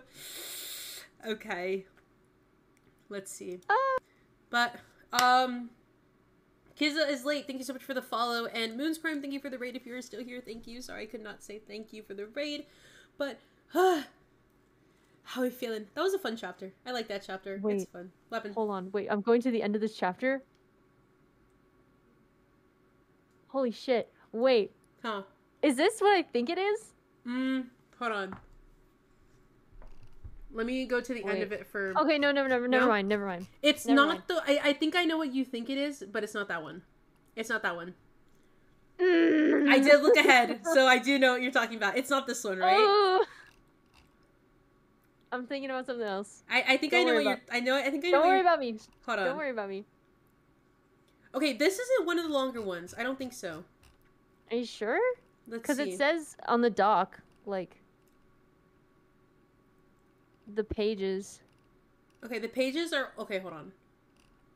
What page is the start of... Okay, so it's... Okay, on the dock, it's... Hold We're on. reading 70 pages. No, we're not. No, we're not. Okay, because this is the rest of the chapters. I finished the rest of the chapters. Oh, you did? Yeah, that's what I texted you. Oh, So that's why it was so Yeah. freaking long. We're starting on I we're starting on 496, and I think we're ending at... Oh, my heart was like... Yeah, no. "Ew." I would have said let's do this tomorrow. Let's see, 496 and ends at 516. So 496. It's 20 pages, which isn't that bad. I think this is one of the shorter chapters. I think it's more fluff. Yeah, it's just more... Yeah, you want fluff? Are we gonna get some fluff today? You want some fluff? Yeah, no, this is one of the shorter chapters. I like short. I can do that. We can do short, I think, and then that'll probably be the end of the stream because my family's probably gonna go to sleep in a little bit, so let's do this. Let's see, I don't think we need a lore recap. I think everybody's pretty... If I start sounding like I'm closer to my mic, it's because I have to be. So we're gonna move in already. We're gonna do a little... Imagine living with your parents. The beauties of being going into a sophomore year of college because I didn't have an apartment yet. But hello, chat. Okay. Going into your sophomore year? Yeah. God. I'm going into my senior year. Well, technically I'm a junior because of hours and stuff. Hours? But yeah. Yeah, but still, like, in the age range. Yeah. The age range. Okay. Are you ready? People are gonna start calling me Old Berry. Old? Oh. No. Julie very old? Never. Nah, call me Youth Berry. Oh, God. But Youth. I think we are good to get started with the next chapter. Yes. That was Chapter 24. I think you're reading this, yes. I'm reading the thing. Alright. Chapter 24. Getting ready. The plan is prepared. Now all they have to do is wait. And then this chapter is mostly fluff before we get to the intense stuff. Ooh. That's quote from the author's note. So we are good. Okay. You ready? False Berry! I know.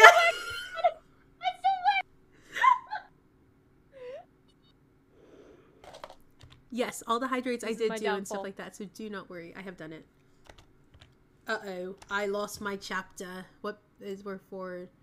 Oopsies. Chapter 24. Yeah, hold on. I lost because I scrolled. Let's see. Okay. Again, chapters or follows, bits, raids. Doing all that later after the stream, after the chapter. But anyways, chapter 24. So, what do you think? Tommy turned the mask over in his hands, feeling the weight of it, wondering how heavy it would be once it was on his face. The mask itself was stylized to look like one of those KN95 masks, with the main difference being that instead of being made of soft white fiber, this mask was made of a thin metal that was painted to be a bright cherry red. There were black straps like there would be on a medical face mask too, but besides the two that he would expect to loop around his ears, there were two more straps as well, which seemed designed to buckle behind his head. When Tommy looked up from his mask in his hands, he saw Phil give him a worried smile. I thought that it would be fitting to make it look like one of those medical mask doctors wear, since you're a healer and all. Phil continued, laughing nervously. But if you don't like it, that's fine. We can design it however you want. I just thought it'd be a fun surprise. Oof. Phil grunted as Tommy threw himself at the man. He wrapped his arms around Phil's back, burying his face in his shoulder and hugging him close. Despite being taken by surprise, Phil immediately hugged him back, and Tommy felt dark wings circle around him. as if they were shielding him from the rest of the world. It's great, Tommy told him, his voice muffled by Phil's shirt. Thank you. I'm glad you like it, Phil said, obvious relief flooding his tone. He was obviously expecting Tommy to let go after that. Tommy didn't. Tommy, are you okay? Phil asked softly, his wings curling in closer around them. Oh, that's so cute. I'm dying. When Tommy didn't say anything, Phil asked another question. Are you worried about tonight? Tommy didn't lift his head from Phil's shoulder as he nodded. Oh, you shouldn't be, Phil reassured him, tightening the hug. It's going to be okay, I promise. You don't know that, Tommy argued, still refusing to lift his face from Phil's shoulder. A lot of shit could go wrong.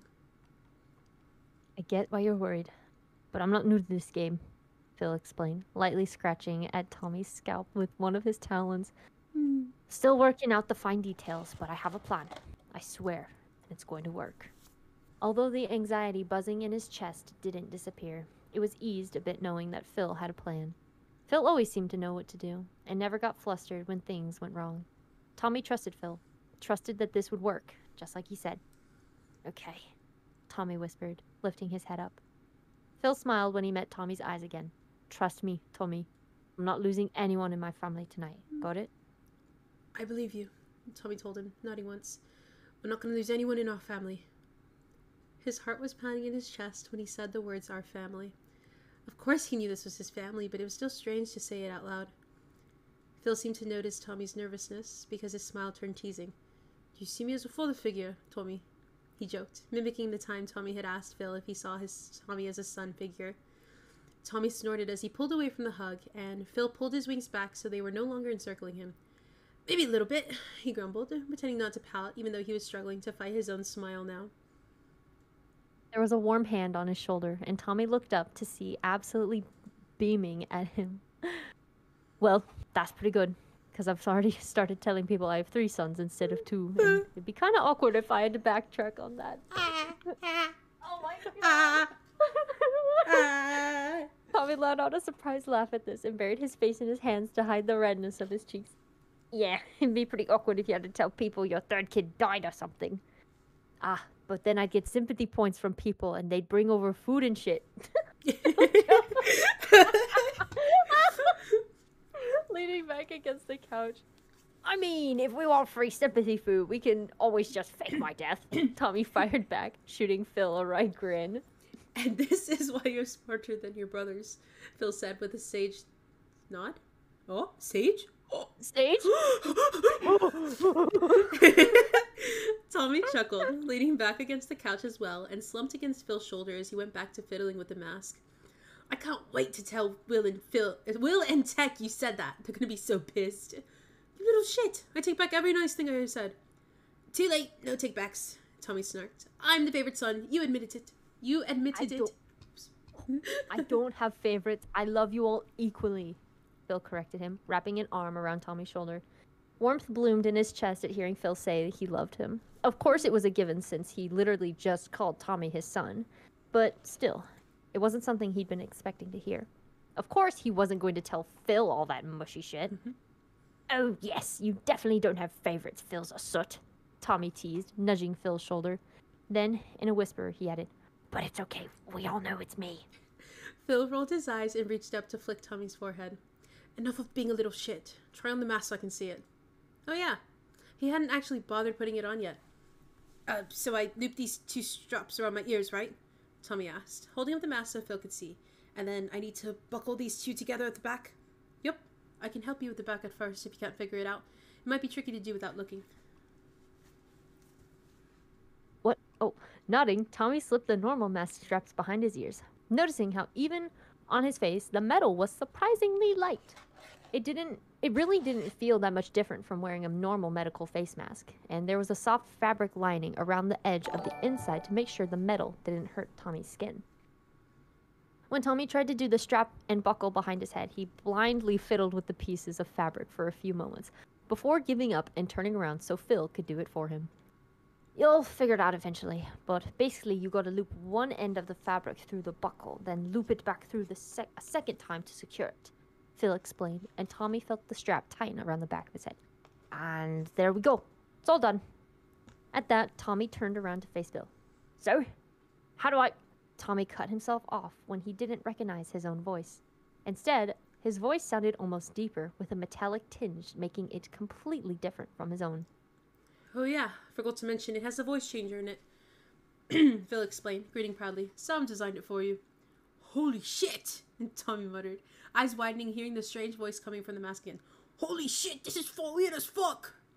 You get used to it, Phil chuckled. Part of Tommy immediately wanted to point out that he'd only get the chance to get used to it if Phil's plan worked tonight, which was a big if. Otherwise, he'd never get the chance to really use this mask, and the whole thing would have been a waste. But he didn't want to bring down the mood, so instead Tommy tried to grin at Phil, but then realized it was hidden underneath the mask. Although the mask wasn't uncomfortable to wear, he felt a little silly just sitting there and wearing it in front of Phil, so he reached up to try and undo the buckle and strap on his own. Phil watched him struggle with an amused expression, but Tommy didn't want to ask for help because he was going to have to figure out how to do this on his own eventually. So he stuck it out and messed with the buckle until it came undone. Then he undid the straps around his ears, letting the mask fall back into his lap. That's pretty cool, Tommy grinned, relieved to hear his normal voice again. So I got my mask. Does this mean I have a code name too? You will, but I can't tell it to you yet, Phil told him. Tommy furrowed his brows. Why not? Because Techno is still trying to pick it out, Phil snorted. He practically begged to be the one to choose your name, and he's been making notes in his Greek mythology books ever since. If you don't like the one he chooses for you, that's fine. I think he's going to have a few choices lined up in case you don't like his first one. Frankly, Tommy didn't actually care what his code name was. He was more warmed by the fact that Techno had wanted to be the one to pick it out, and was clearly taking time to try and make it sure it was a good fit for Tommy. I think I'm gonna like whatever he comes up with, Tommy said, fiddling with the straps of the mask again. I'm sure he'll be happy to hear that, Phil replied, pushing up from the couch and stretching his wings out behind him. Now, as much as I love having you here, I gotta finish up preparing for tonight. Aw, am I not allowed to stay and bug you? Tommy asked, fake pouting as he got to his feet. But I'm gonna be bored! In truth, Tommy didn't necessarily think he'd be bored if he wasn't hanging out with Phil. But he didn't want to be left alone with his thoughts right now. If he was alone, he was going to think about all the ways that things could go wrong tonight, and it would send him spiraling. I'm sure you can find someone else to keep you entertained, Phil reassured him, whacking Tommy lightly with his wing to push him towards the door. Now get! Huffing, Tommy stuck his tongue out at Phil before he headed out of the office. Now alone in the hallway, Tommy let the smile drop from his face as he swung the mask around by the straps. In just a few hours, he was going to be seeing Dream again. Hopefully, this would be the last time Tommy had to worry about the #1 hero, but that would require a lot of luck, and Tommy wasn't one to consider himself lucky. The base plan was simple. After explaining his situation, Monarch and Aurelian had been more than happy to offer their help to keep Tommy out of jail. Basically, because Dream didn't know of their connection to Tommy, they had agreed to set up a meeting with Dream, claiming they had information on the syndicate he wanted to know. However, this was a complete lie on their end. In truth, as soon as Dream arrived at the meeting point, Monarch and Aurelian would give a signal and the syndicate was going to show up. Phil would then try to negotiate with Dream to get him to delete the CCTV footage without giving up anyone's identities in the syndicate. Tommy didn't know what Phil's plan of negotiation was. Dream had the upper hand here, and he knew it. He wasn't going to just give up his only playing card because Phil asked him to. But Phil kept reassuring him he knew what he was doing, and that he had a plan for how to make the negotiations work. Tommy wasn't sure why Phil wouldn't just tell him outright what the plan was. But he supposed he'd find out what it was soon enough, so it didn't really matter. The part of the plan Tommy hated the most, though, was that the only people showing up to the negotiation were going to be Phil, Techno, Wilbur, and Tommy himself. The rest of the syndicate was being told to stay behind, although they would be waiting in case things went to shit and they needed backup. This was because Phil said that if the entire syndicate rolled up to the meeting at once, Dream would take it as a threat and would probably flee before a real negotiation could take place. Tommy understood that, but it didn't stop him from thinking about all the ways that could go wrong. Wandering into the living room, Tommy collapsed onto the couch, so caught up in his thoughts that he didn't even notice the other two boys sitting next to him until he felt a head drop onto his shoulder. Tubbo? Tommy asked, glancing down at his friend. When did you get here?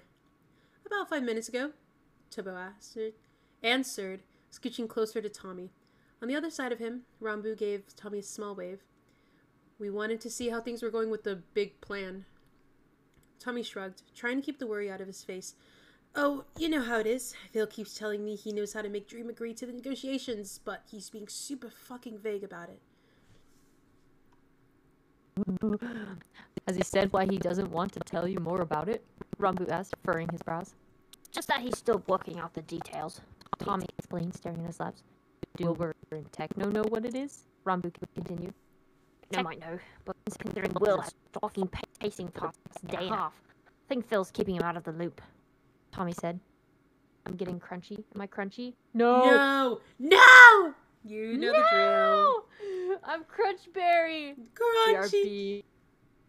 Okay. La-di-da-di-da. I can't. La-di-da-di-da. Okay. Am I still crunch? Are we still crunchy? Am I crunchy? We're probably just gonna have to fix my sound again just to go back to. Yeah. We're good? Okay. B-O-G. We just know the drill. Join me and be the non-DMCA music. I think I might have to. I might have to go back to non-DMCA music. It's okay. It's okay though. One of us. One of us. Okay. All right, I'm gonna read my section again. Yes, go ahead. Has he said why he doesn't want to tell you more about it? Rambu asked, furrowing his brows. Just that he's still working out the details, Tommy explained, staring at his lap. Do Wilbur and Techno know what it is? Rambu continued. Techno might know, but considering Will hasn't stopped fucking pacing for the past day and a half, I think Phil's keeping him out of the loop, Tommy said, certain that if he went up to Wilbur's room right now, he'd see the man walking up and down the length of his carpet over and over again. Both Tubbo and Rambu frowned at this, and Tommy couldn't blame them. It was frustrating not to know, but again, Tommy trusted that Phil knew what he was doing. An awkward silence fell over the trio. Tommy hated whenever they had these kinds of silences, but there really wasn't much they could say in a situation like this. They were all forced into a waiting game, left to twiddle their thumbs as the hours passed on and the sun got lower and lower in the sky. In a way, Tommy wondered if this was what it felt like to wait for your verdict in a trial. Just the constant flood of questions, wondering if what you've done was good enough, trying to prepare for either outcome in case fate didn't go your way. Thankfully, Tommy was pulled out of his thoughts rather quickly this time by Rambu speaking up again. What's that in your hands, Tommy? Glancing down, Tommy remembered he was still holding his mask that Phil had given him. It's a mask that Daedalus made me, Tommy explained, looping the thin straps around his ears, but not bothering with the buckle. It's to help hide my identity. With the latter half of his sentence, the voice changer went into effect, making both Tubbo and Rambu jump at the sudden switch. Holy shit, you've got a voice changer and everything! Tubbo exclaimed, leaning forward to get a closer look at the mask. Guess you're really like the rest of us now, Rambu chuckled. Have you decided on a name yet? Techno's picking it out still. Apparently he really wanted to be the one to choose it for me, Tommy explained, tugging the mask off his face again.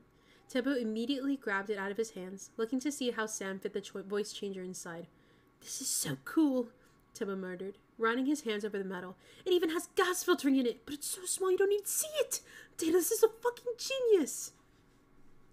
Considering his power literally is manipulating technology, I'd assume he can make some pretty cool fucking stuff, Tommy snorted. God, I'd love to just sit and just ask him how he made his suit, Tubbo said, holding the mask up to the light on the ceiling. I mean, I don't see why you couldn't, considering... Tommy trailed off, knowing that Rambu and Tubbo would know what he was saying. Tubbo's excited grin faded, while Rambu folded his hands together. Have you guys thought more about their offer? Offer? Oh god, I went American for a second. Offer. Not the American. Not the American? Okay. Have you guys thought more about their offer? Tommy asked quietly, glancing between his two best friends. The two shared a look. We're still thinking it over, Rambu told him, wringing his hands in his lap. We really appreciate the offer, of course. It's just, well, it's a big decision. After Tommy had approached Monarch and Aurelian to set up the fake meeting plan, the Syndicate had met again, and they discussed where Nuke and Ender were going to fit into things, since they wouldn't be content to just sit on the sidelines of this.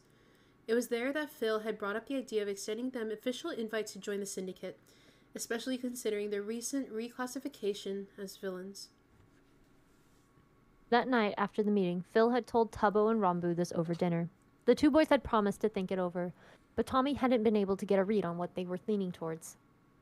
Yeah, of course, I get that, Tommy murmured, glancing down at his hands again. Maybe it was selfish for Tommy to want his two best friends to join the syndicate now that he was an official member himself, but it was the truth. While the two of them were on good terms with the group now, that didn't mean it would always be that way. In the future, things could go wrong, and maybe they would hate the syndicate again, but this time they'd be hating Tommy as well. Tommy was terrified of what that would mean for the three of them. Again, it was selfish, but if they joined the syndicate, that would be less likely to happen. Can you tell me what you're thinking about it? Tommy asked, his voice small. Like, if you're leaning one way or the other? Handing the mask back to him, Tubbo took a breath before he spoke. The thing is, we agree with what they want to do. After seeing the bullshit hero pulls up close, I think I can speak for both of us when I say Rombu and I both want the hero committee gone, Tubbo explained, fiddling with the ends of his sweatshirt sleeves. But it's just... Shit, how do I word this? I think what he's trying to say is that if we join the syndicate, we're really going to be villains. Like, full-blown villains in the public eye, Rombu cut in. Like, yeah, Dream already reclassified us as villains, but most of the public still sees us as vigilantes. We started doing this because we wanted to help people, but if we join, people will be scared of us. We won't be able to help like we used to. Tommy frowned. You know that you don't have to publicly be a member of the syndicate to join it, right? He asked. Because, like, no one knows Jester's in the syndicate, and not many people have realized Rosethorn is in it either. It's not like they slap a brand on you with the syndicate's logo or anything. Well, yeah, we get that, Rambu said, furrowing his brows. But you know how Dream is. He could go on live television and announce that we're top-ranked villains or something. But Dream already thinks you guys are in the syndicate, so if he was going to do that, he would have done it already. Tommy pushed, his frown deepening at the flaws in their logic. Rambu dropped his head further. I guess, I don't know, it's just hard. The perks of living with the same two people for years on end in a very tiny space included being able to read them better than anyone else. Tommy could tell there was something they weren't telling him right now. Taking a breath to try and quell the anxiety humming in his chest, Tommy started twisting the straps of the mask around his fingers so he had something to do with his hands. Look, you don't have to lie to me, Tommy said softly. Is it because you don't approve of what the syndicate does? Do you not approve of what I'm doing now? It was the same fear Tommy had had way back when Tubbo and Rambu first found out about Tommy's healing business. The fear that his two best friends wouldn't support him, that he had pushed things too far and they wouldn't stick by him anymore. Tommy had thought that they were past that, but right now it really didn't feel like it. To Tommy's surprise, though, Rambu seemed to immediately recognize what Tommy was thinking, because suddenly there was a cloud of purple sparkles in front of him as Rambu teleported to the other side of the couch so he could sit next to Tommy without Tubbo between them. We're not mad you joined the syndicate, Rambu immediately promised him. Tubbo, who had been silent for a while now, straightened up and frowned. Wait, is that what you're worried about? Tommy shrugged, heat flooding to his cheeks as he realized his worries were unfolded. Kinda. You guys got so pissed at me for it before, and now you don't want to join the syndicate, so I just thought... Jesus Christ, that's not at all, we swear, Tubbo reassured him, grabbing one of his hands while Rambu grabbed the other. We just don't know if we'll still be able to help people like we want if we're labeled villains. But we know why the syndicate does what it does, and we don't really give that much of a shit anymore. Of course we don't like it, but it's a fucked up situation all around, you know? Rambu nodded in agreement, squeezing Tommy's hand gently. Exactly.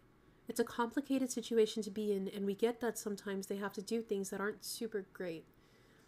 A little bit of anxiety twisting in Tommy's gut loosened, and he breathed a sigh of relief. And even if we still hated the syndicate, it's not like it would matter, Tubbo continued. You're our best friend, Tommy. I know we both fucked up before with how we handled shit, but the syndicate and the people in it are important to you, so that makes it important to us. Tommy missed Tubbo and Rambu being able to practically read his mind. Thanks, guys, Tommy murmured, squeezing both their hands. I don't know. It's stupid, but I thought that if I joined the syndicate and you didn't, one day we might be against each other on something, and I Can't imagine going against you two on anything. Aw, that's so sappy of you. Tubbo teased, using his free hand to poke Tommy's cheek. Tubbo, be nice. Rambu reprimanded gently. But don't worry, Tommy. That wouldn't happen. Like Tubbo said, we're all still best friends. And that's not going to change. Even if we don't end up joining the syndicate. That's not to say we won't join. Like I said, we're still thinking about it, Tubbo added. I just think it'd be a little easier to weigh our options when we're not dealing with the imminent threat of you getting arrested. Tommy snorted, leaning into Rambu's side and tugging Tubbo along with him. Yeah, that's fair. Tubbo didn't protest at all to the pool, instead curling up against Tommy's side, while Rambu just chuckled and rested his head on top of Tommy's. We'll figure this all out after tonight, Rambu reassured him. Thanks, guys. Tommy mumbled, burying himself deeper in the pile of limbs he now found himself in. Love you both. Clingy, Tubbo joked, poking his cheek again. But love you too, Tommy. Love you, Rambu echoed, before reaching over Tommy to flick Tubbo's forehead. When Tubbo yelped in surprise, the hug pile quickly disappeared, and Tommy laughed as he watched Tubbo try to smack Rambu in revenge. But Rambu kept teleporting around the room, never letting Tubbo get close. Soon, Tommy was laughing so hard he couldn't breathe, and they all collapsed again into a breathless pile on the couch. A few hours passed like that, but then Tubbo said he had to go and fix something on his mask before the night, with Rambu adding that he needed to stitch up a tear on his costume. So they both left, leaving Tommy alone with his thoughts once again. It was almost dark now. Golden light spilled in through the slitted blinds, and Tommy could see the bright shades of pink sitting on the edge of the mountains that sat behind the house. When Tommy began to wonder if they had windows in prison cells, or if this was the last sunset he was going to see for a while, that's when he decided to go find someone else to take his mind off things. Wilbur was the obvious choice, and just like Tommy had predicted, when he knocked on his bedroom door and Wilbur called for him to come in, he found the man pacing. Like when he'd gone in there a few nights ago and was surprised by how clean it was, now Wilbur's room was even more of a mess than usual. Clothes scattered the floors, papers littered every open space available, and the string lights that had hung above the bed had fallen on one side, but Wilbur hadn't bothered to put them back up. Tommy couldn't even read Wilbur's scribbles this time, which made him wonder what kind of song lyrics he could have been writing on them to vent his frustration. Wilbur himself didn't seem much better.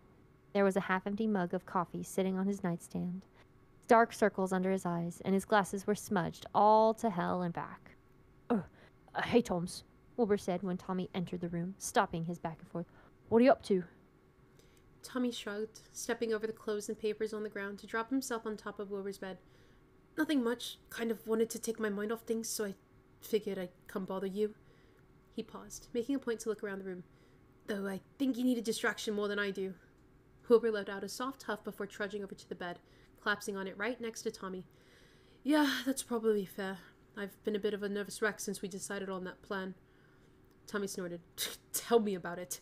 I can't stop thinking about all the ways shit could go wrong. Sighing, Wilbur slung an arm over Tommy's shoulder and gave him a side hug. It's gonna be okay. Phil keeps saying he has this great plan, and I trust him. Trust him too. Tommy nodded, leaning into Wilbur's side.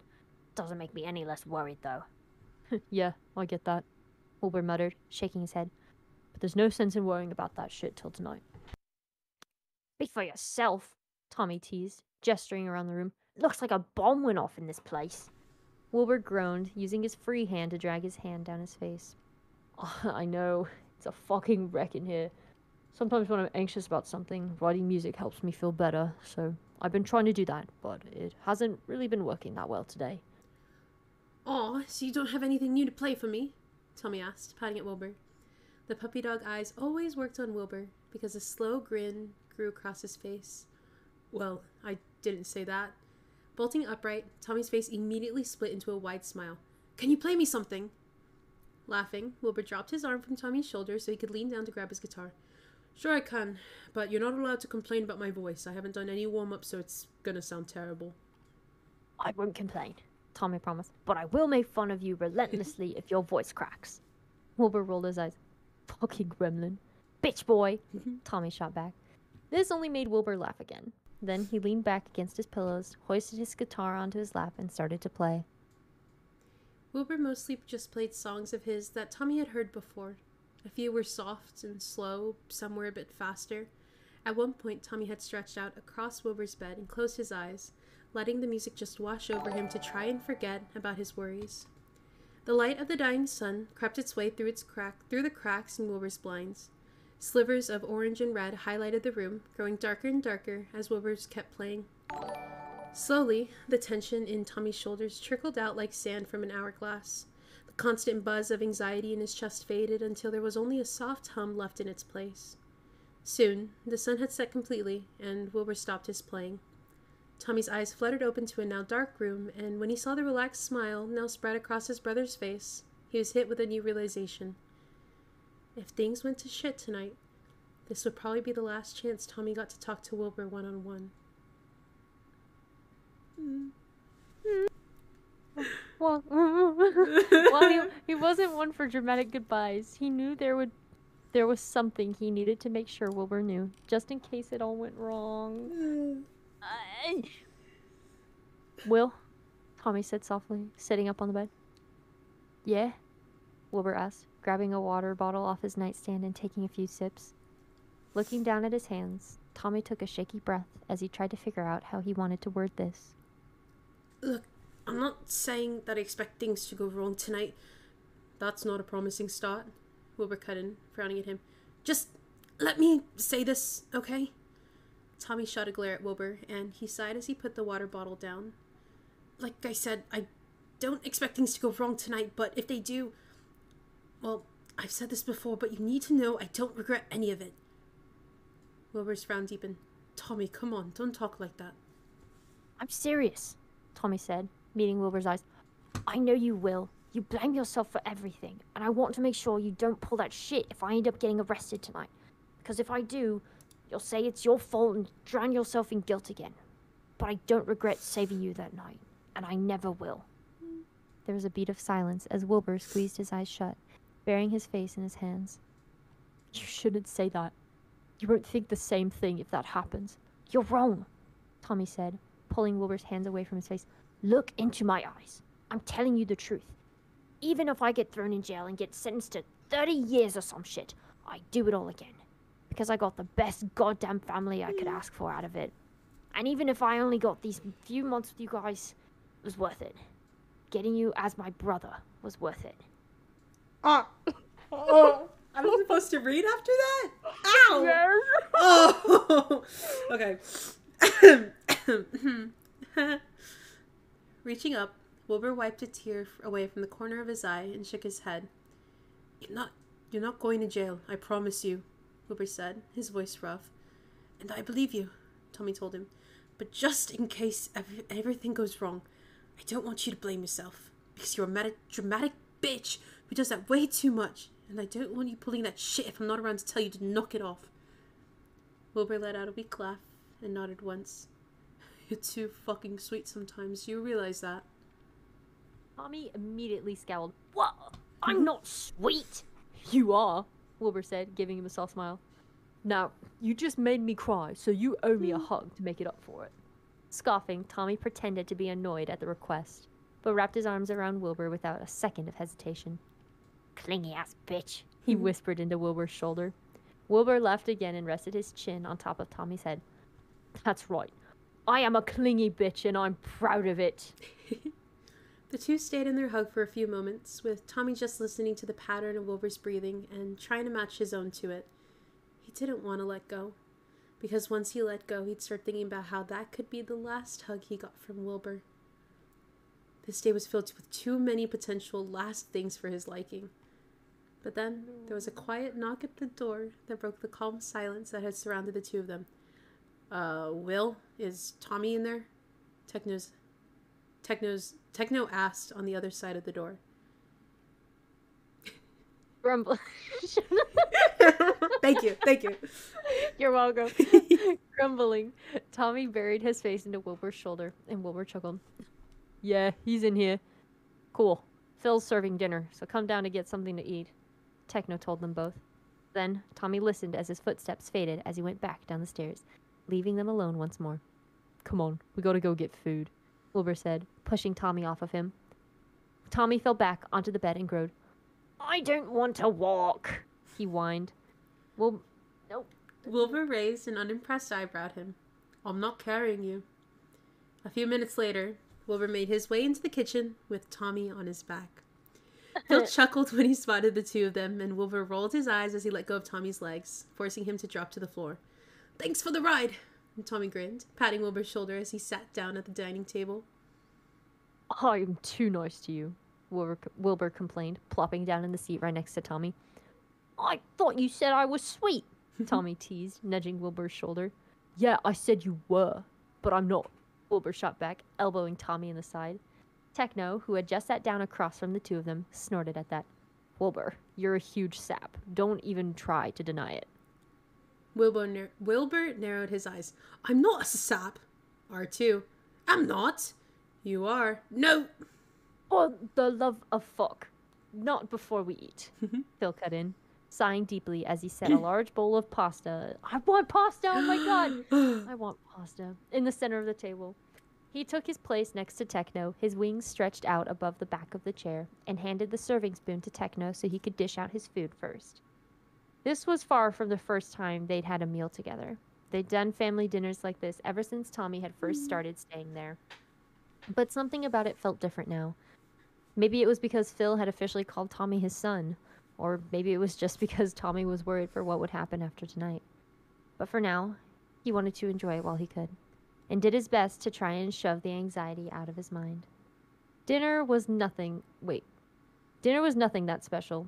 They had agreed on no work talk at the dinner table, so no one spoke about what their plans were after they finished eating. Instead, they just did their best to talk about their days. Tommy showed off the mask Phil had given him, technically work talk, but not really. Wilbur talked about some of the songs he played for Tommy, and Techno said that Nikki had promised to teach him how to make potato bread soon, so he was excited to try that out. It was normal, but there was still a cloud of tension hanging over everyone, no matter how hard they tried to ignore it. There was almost a sense of relief when they'd all finished their food, because now they could focus on the elephant in the room. Tommy, Techno said after Tommy had rinsed off his plate, want to come to my room real quick? I want to talk to you about something. Oh, wait, was Techno finally going to tell Tommy what his codename was? Sure, Tommy answered, quickly wiping off his hands so he could follow Techno up the stairs. Tommy was practically bouncing on his heels as they walked up to Techno's room. Techno didn't make any comments about Tommy's excitement, but Tommy noticed the small smile ghosting over his face all the same. Techno held the door open for Tommy to his room, and Tommy ran inside, ready to hear what name Techno had chosen for him. It wasn't the first time Tommy had been in Techno's room, but it wasn't a place he went in often. The room itself was rather simple, with 2 plush armchairs settled near a window, a neatly made bed, and a computer desk pushed into a corner. The only things that stood out was the giant bookshelf that dominated nearly an entire wall, and the pair of sheathed swords resting next to his bed. As Techno closed the door behind him, Tommy noticed how there was a rather thick book laying open on Techno's desk, with a notebook page torn out beside it. From where he was standing, Tommy couldn't see what the note page had written on it, but he could see several words circled and highlighted a few times over. You know why I brought you up here? Techno asked, sitting down in one of the armchairs. To give me my codename, right? Tommy said, hopping into the other chair. Techno nodded. Yep. When Phil talked about getting you one, I figured I might be able to pick a nice one out, since I know a lot about Greek mythology, he explained, folding his hands in front of him. Although he seemed calm, Tommy noticed worry flash over his expression. But I don't want you to feel pressured into sticking with the name I picked out. If you want to choose something totally different, I don't mind. Your name should be something that you like, first and foremost. Tommy grinned. Don't worry, Tech. The fact that you spent so much time trying to pick one out for me is already enough to tell me I'm gonna like it. Techno snorted at this. No, don't get ahead of yourself. You might end up hating the name, and then that's just gonna be, pretty awkward for both of us. Oh, shut up and just tell it to me, Tommy told him, bouncing in his seat. All right, but if you hate it, Techno! Tommy whined. Stop being a dramatic bitch and just say it already. Rolling his eyes, Techno leaned back in his seat. Well, do you know about the Greek god Apollo? Tommy furrowed his brows. He's like the god of the sun or something, right? Techno seemed proud as he nodded. Yeah, he's the god of sunlight, but he's also the god of a few other things, like oracles, archery, or, most importantly, healing. Tommy's eyes widened as he realized where this was going. So my name is going to be Apollo, then? I mean, only if you want it to be. If you don't like... Are you kidding? Tommy explained, cutting Techno off. That's so sick! I love it! Apollo. Tommy was going to be named after a literal god. Not to mention the god of a bunch of cool shit. Call me by it. Tommy then said, grinning at Techno. I want to see what it feels like. Techno snorted. So, Apollo, are you ready to go piss Dream off tonight? Somehow Tommy's smile got even bigger. It felt right. The name Apollo just fit like it was meant for him all along. Yeah, I'm fucking ready, Blade, Tommy replied, jumping out of his chair. Techno stood up as well, and he seemed very relieved that Tommy liked his choice. Well, we need to go over the plan, but he cut himself off when Tommy pulled him into a sudden hug. Oh! Bedrock. Techno kept his arms pinned to his side, but didn't try to get out of the hug either. I don't do hugs, Techno admitted. Do you want me to let go? Tommy asked, worrying he made Techno uncomfortable. Nah, I'm good. Techno said, although he still didn't move his arms from his side. Tommy laughed and hugged Techno a bit harder. Then he said in a quieter voice, Seriously, Tech, thank you. I really like the name. Although Techno didn't hug him back, he reached up a hand to pat Tommy's shoulder. You're welcome, kid. Oh! I hate it. I love it. I hate it. I love it. This one had us crying out loud a lot. That one did. I think it's the fluff is so good. It's so that was so cute. That made my heart happy. I'm so excited for the next chapter. The next 2 chapters, I'm so scared. But with that, you know what happens? I kind of read a little bit of it because of the highlighting. Damn so it. I know. But so here now we need to address our next order of business, which is next Tommy Tuesday and the following Tommy Tuesday. Well, first of all, we only have 2 chapters left, which is one more stream. Which 07s? 07s. We've been doing this for so long. I'm like, how are we gonna be done with How are we it? supposed to... What else are we doing after that? I don't know my Tuesdays without Tommy. I don't know. But so I told you guys, so Julie knows what I'm doing next week and the week after. But you guys only know that I'm traveling. And that's all you're gonna know. So I'm traveling for the next 2 weeks. What that means is Tommy Tuesday and the next Tommy Tuesday. Oh wait, also, first of all, Lucky System, Night First, I think. Nightfire, YT, Aurora Lux, Live, and the Crafting Pichu, thank you so much for the follow, and Rainbow Fallacy, thank you again for the raid. Thank you. And hello, Archie. But hello, everybody. And anyways, I'm going to be traveling for 2 weeks. 2 weeks. About 2 weeks. So that's 2 Tommy Tuesdays that we won't be getting.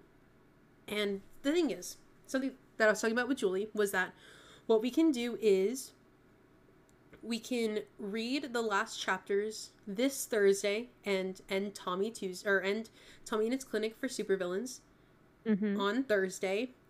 But then I was like, oh, I don't know about that because I feel like we need to end it on a Tuesday. I feel like Tommy Tuesday needs to end with a true Tommy Tuesday. So here's an idea. If you guys are not already following Julie Berry Live, what are you doing? I don't know. I don't think I have. I should have had like a thing like reading with.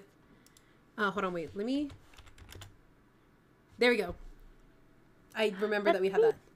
Yes, guys, go follow Julie because here is the plan. What we're thinking about doing is, for the next 2 weeks, I'm gonna be sending you guys to Julie for fanfics that I don't know what it's going to be. On the Tuesdays. Yay. So it's going to be, so you guys are going to have 2 Tommy Tuesdays, just not with me. It's going to be with Julie Berry Live. Hey guys. So that's the plan. And we wanted to see, because we literally just came up with it. Because it kind of was like, like we were like, oh, haha, that'd be kind of funny. Then I was like, wait, that works. That works. So then you can do like two, like maybe like two Tommy's short stories, or even like start on like the next. Yeah, I can fanfic find some great one shots for you guys. Yeah. Like, I have so many bookmarks. Julie has so many bookmarks. It's crazy. I've seen them. I was reading some to Kit like last night. And, like whatever. Oh my goodness. So I think we can keep the Tuesdays going just because I'm gonna be gone for those Tuesdays. We let Julie take over. We let Julie take over. The queen of fan fiction. Let her take over. I am simply I'm the jester. Jester, quackity. But I think for the next 2 weeks we have Julie. You guys, I'm gonna like, even though I'm gonna be traveling, I'm gonna send you guys over still. I'll send you guys like Julie's on my auto host list, so it should automatically be hosting her. So you should, but you should also be following. What are you doing? If you're not following, go do it now. Go do it now. I'll be mad at you if you don't. No, I'm just kidding. But but I think that's honestly a really good plan. I think we keep Tommy Tuesdays going with you, Julie, and then we'll have the last 2 chapters on the official last Tommy Tuesday. And because I feel like we need to finish on a Tuesday. I feel like we need to finish on a Tuesday. Like, I just don't feel right doing it on a Thursday. So am I going to be gone for 2 weeks? Yes. So I think our last Tommy Tuesday, I'll like make like, let's see, it'll be on the 29th. No. 28th. 28th, excuse-moi. 28th. So at the very end of the month. Holy cow. The last Tuesday of June. So that'll be the last Tommy Tuesday for Tommy and his clinic for supervillains. Yep. Because I think we have more planned soon. Ooh. Pog. Pog champ. Pog. So if you guys are down for that, I think that'd be a really cool idea. So you guys can go give Julie some love after seeing her all the time on my streams. Gonna go to her streams. Gonna go to my streams. Gonna go to her streams. Whoa. Wowski. I think that'll be I think that's gonna be the best way to I think it'd be fun. Yeah. Just do the little one shots and then I'll find a great angsty hurt comfort one shot for you guys. Y'all won't even see it coming. Be throwing bedrock bros at you guys. Ooh, get them prepared. Get them prepared for the last 2 chapters. Literally, oh my gosh. I'm getting y'all so prepared right now. Get prepared. Oh, those last 2 chapters are gonna suck. Be prepared. It's gonna suck. But no. But let's see. I think that is it for the fanfic reading today. I kind of want to do a little bit of Valorant. I might do a little bit of Valorant, but Julie, would you like to join, or are you gonna head on to beds? I'm still wearing my jean shorts, dude. You're think still I'm going to bed? I thought you were. Why are you wearing your jean shorts? I did adult stuff today. Oh, you did. I'm so proud of you. I'm doing adult stuff tomorrow. I'm also doing adult stuff tomorrow. I gotta go get my car inspected. I gotta go. I'm getting a call from a guy named Thomas about mattress stuff. Tom? As in Tom? Oh. Tommy Tuesday? Tom Tuesday? Except it's a Wednesday? No way! But wait, I think I have a great. Oh wait, hold on. I'm going to my subscription. You can. Actually, this is the first time. Well, no, it's not the first time we've been to VC since we talked about the meetup. But the meetup was because she's asking. The meetup was so fun, guys. We met up. If you guys didn't know, I think I literally have the picture on another thing, but we met up. It was fun. I am officially very tall. This is true. Were you shocked at how tall I was? Genuinely. Really? I didn't think. I was like, dang. Okay. I mean, because I was like, I'm so tall, and everybody's like, that's short person energy. Here, I'm gonna boot up. I think I'm gonna boot up Val for a hot bit, and we'll do a little bit of Val. If you want to, do you want to join me, Julie Berry Live? Maybe. Okay. This is it's a Christmas fic, but the thing is, it's zombie apocalypse fic. Ooh. Yeah. Do you think I'm Rambutal? Am I Rambutal? Yeah. Yeah, I am. I'm Rambutal. You're Rambutal. I'll give it to you. Let's go. I'm not 4'11". Shut up. I'm not 4'11". Shut up. Nah, if anything, I'm 4'11. Mm-hmm. I'm just kidding. I love how you agreed. What can I say? I'm hilarious. I'm hilarious. Very long one shot. That's almost 30k one shot. Mm-hmm. Oh, fun. Yeah. Hold on. Valorant is... I guess there was... It's installing? I don't know why. It's totally not like I've been playing... I've been cracking out on the Valorant scene. Cracked. I'm cracked at the craft, except the craft is Valorant. Let's see. Do you think... Here. I'm gonna... Oh. What was that? Let's see. Who? Oh, yo, Mary Life. Thank you so much for the follow. Sorry, I think my sound alerts are really behind, and I don't know why. That was so aggressive. I know. I know.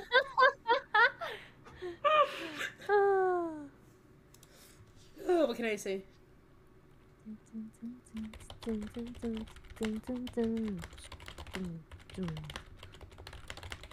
Here, I'm gonna...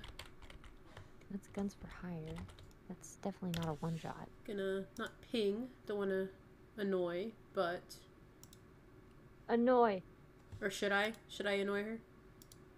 Oh! Oh, she just... No! Let's go. Let's see. John. Please? Who are we gonna get a? Are we gonna get a little bit of a third ski? Are we gonna get a little bit of a third ski? Chat, you guys may be getting a third ski. Maybes? Possiblies? Paper. Possiblies. Sounds like musicallys. Okay. Never mind. Never mind. Sad. I actually have an early morning Sad. too. But...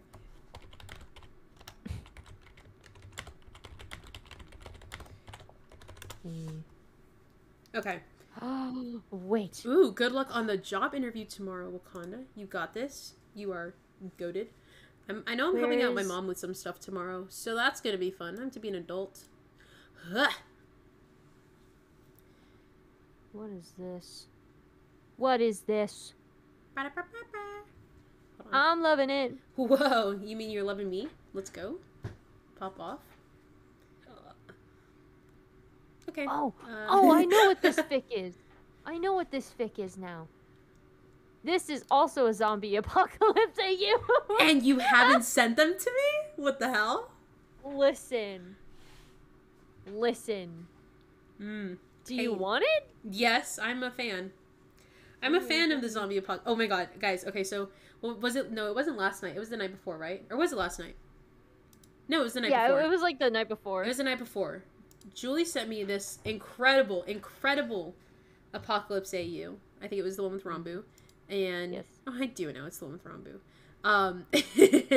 And it was chef's kiss. It hurt me. It made me cry. And then we watched Sonic Fandoms, so that was fun. Yes, Sonic Fandoms.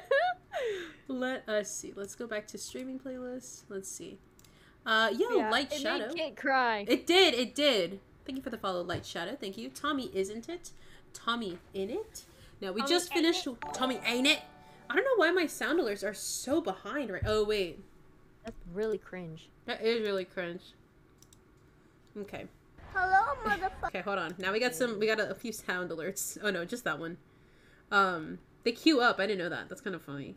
I found out how to pause sound alerts so they don't get in between the game or the streams. Because I'm a genius. Because, yes, Julie Berry is a genius, and I did not know how to do it. But hold on. Valorant is booting up my PC. Oh. Let's see. Oh, yeah. Then I also found this. Let's see. Oh, because they have, so Bones and the Bees actually has, like, a one-shot type of story. Oh, no, it's not even a one-shot. It's like a... Oh, man, my Valorant's being a little bit jerk. It's not a one-shot. It's like another series kind of deal. So I know I'm going to read that. Like, just on my spare time. I'm so excited. I'm reading the synopsis for this, and I'm like, oh, no thanks. Major character death. Nope. Can't do that. Nope. No. Nope. Bye-bye. Good day. Good day. Good day, sir. Let's see. My Valorant is actually being rude. It's not letting me Everything boot. is being rude to you. It First, yeah. like, the So yeah. There was a public announcement on that being done with, right? that it was getting shut down, but they never Yes. said when on the Twitter. Okay, because yes, Ardris is shutting down.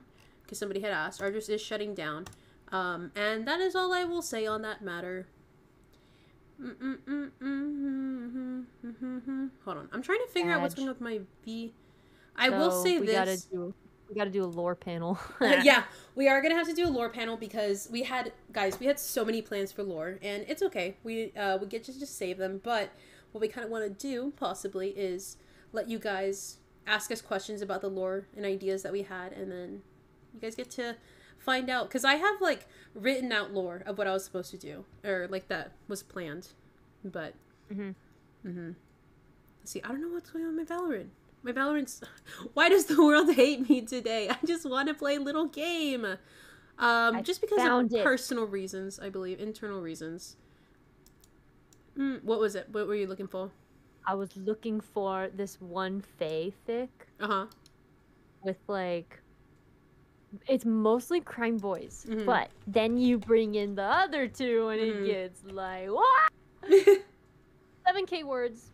It takes a while to read if I like take my time and like really act it out, which I really love doing. I know. And I've read it before, so I know how it ends. Okay. And it'll be a smooth read for me. So that's a good one, for one. It's kind of I don't want it to be too short.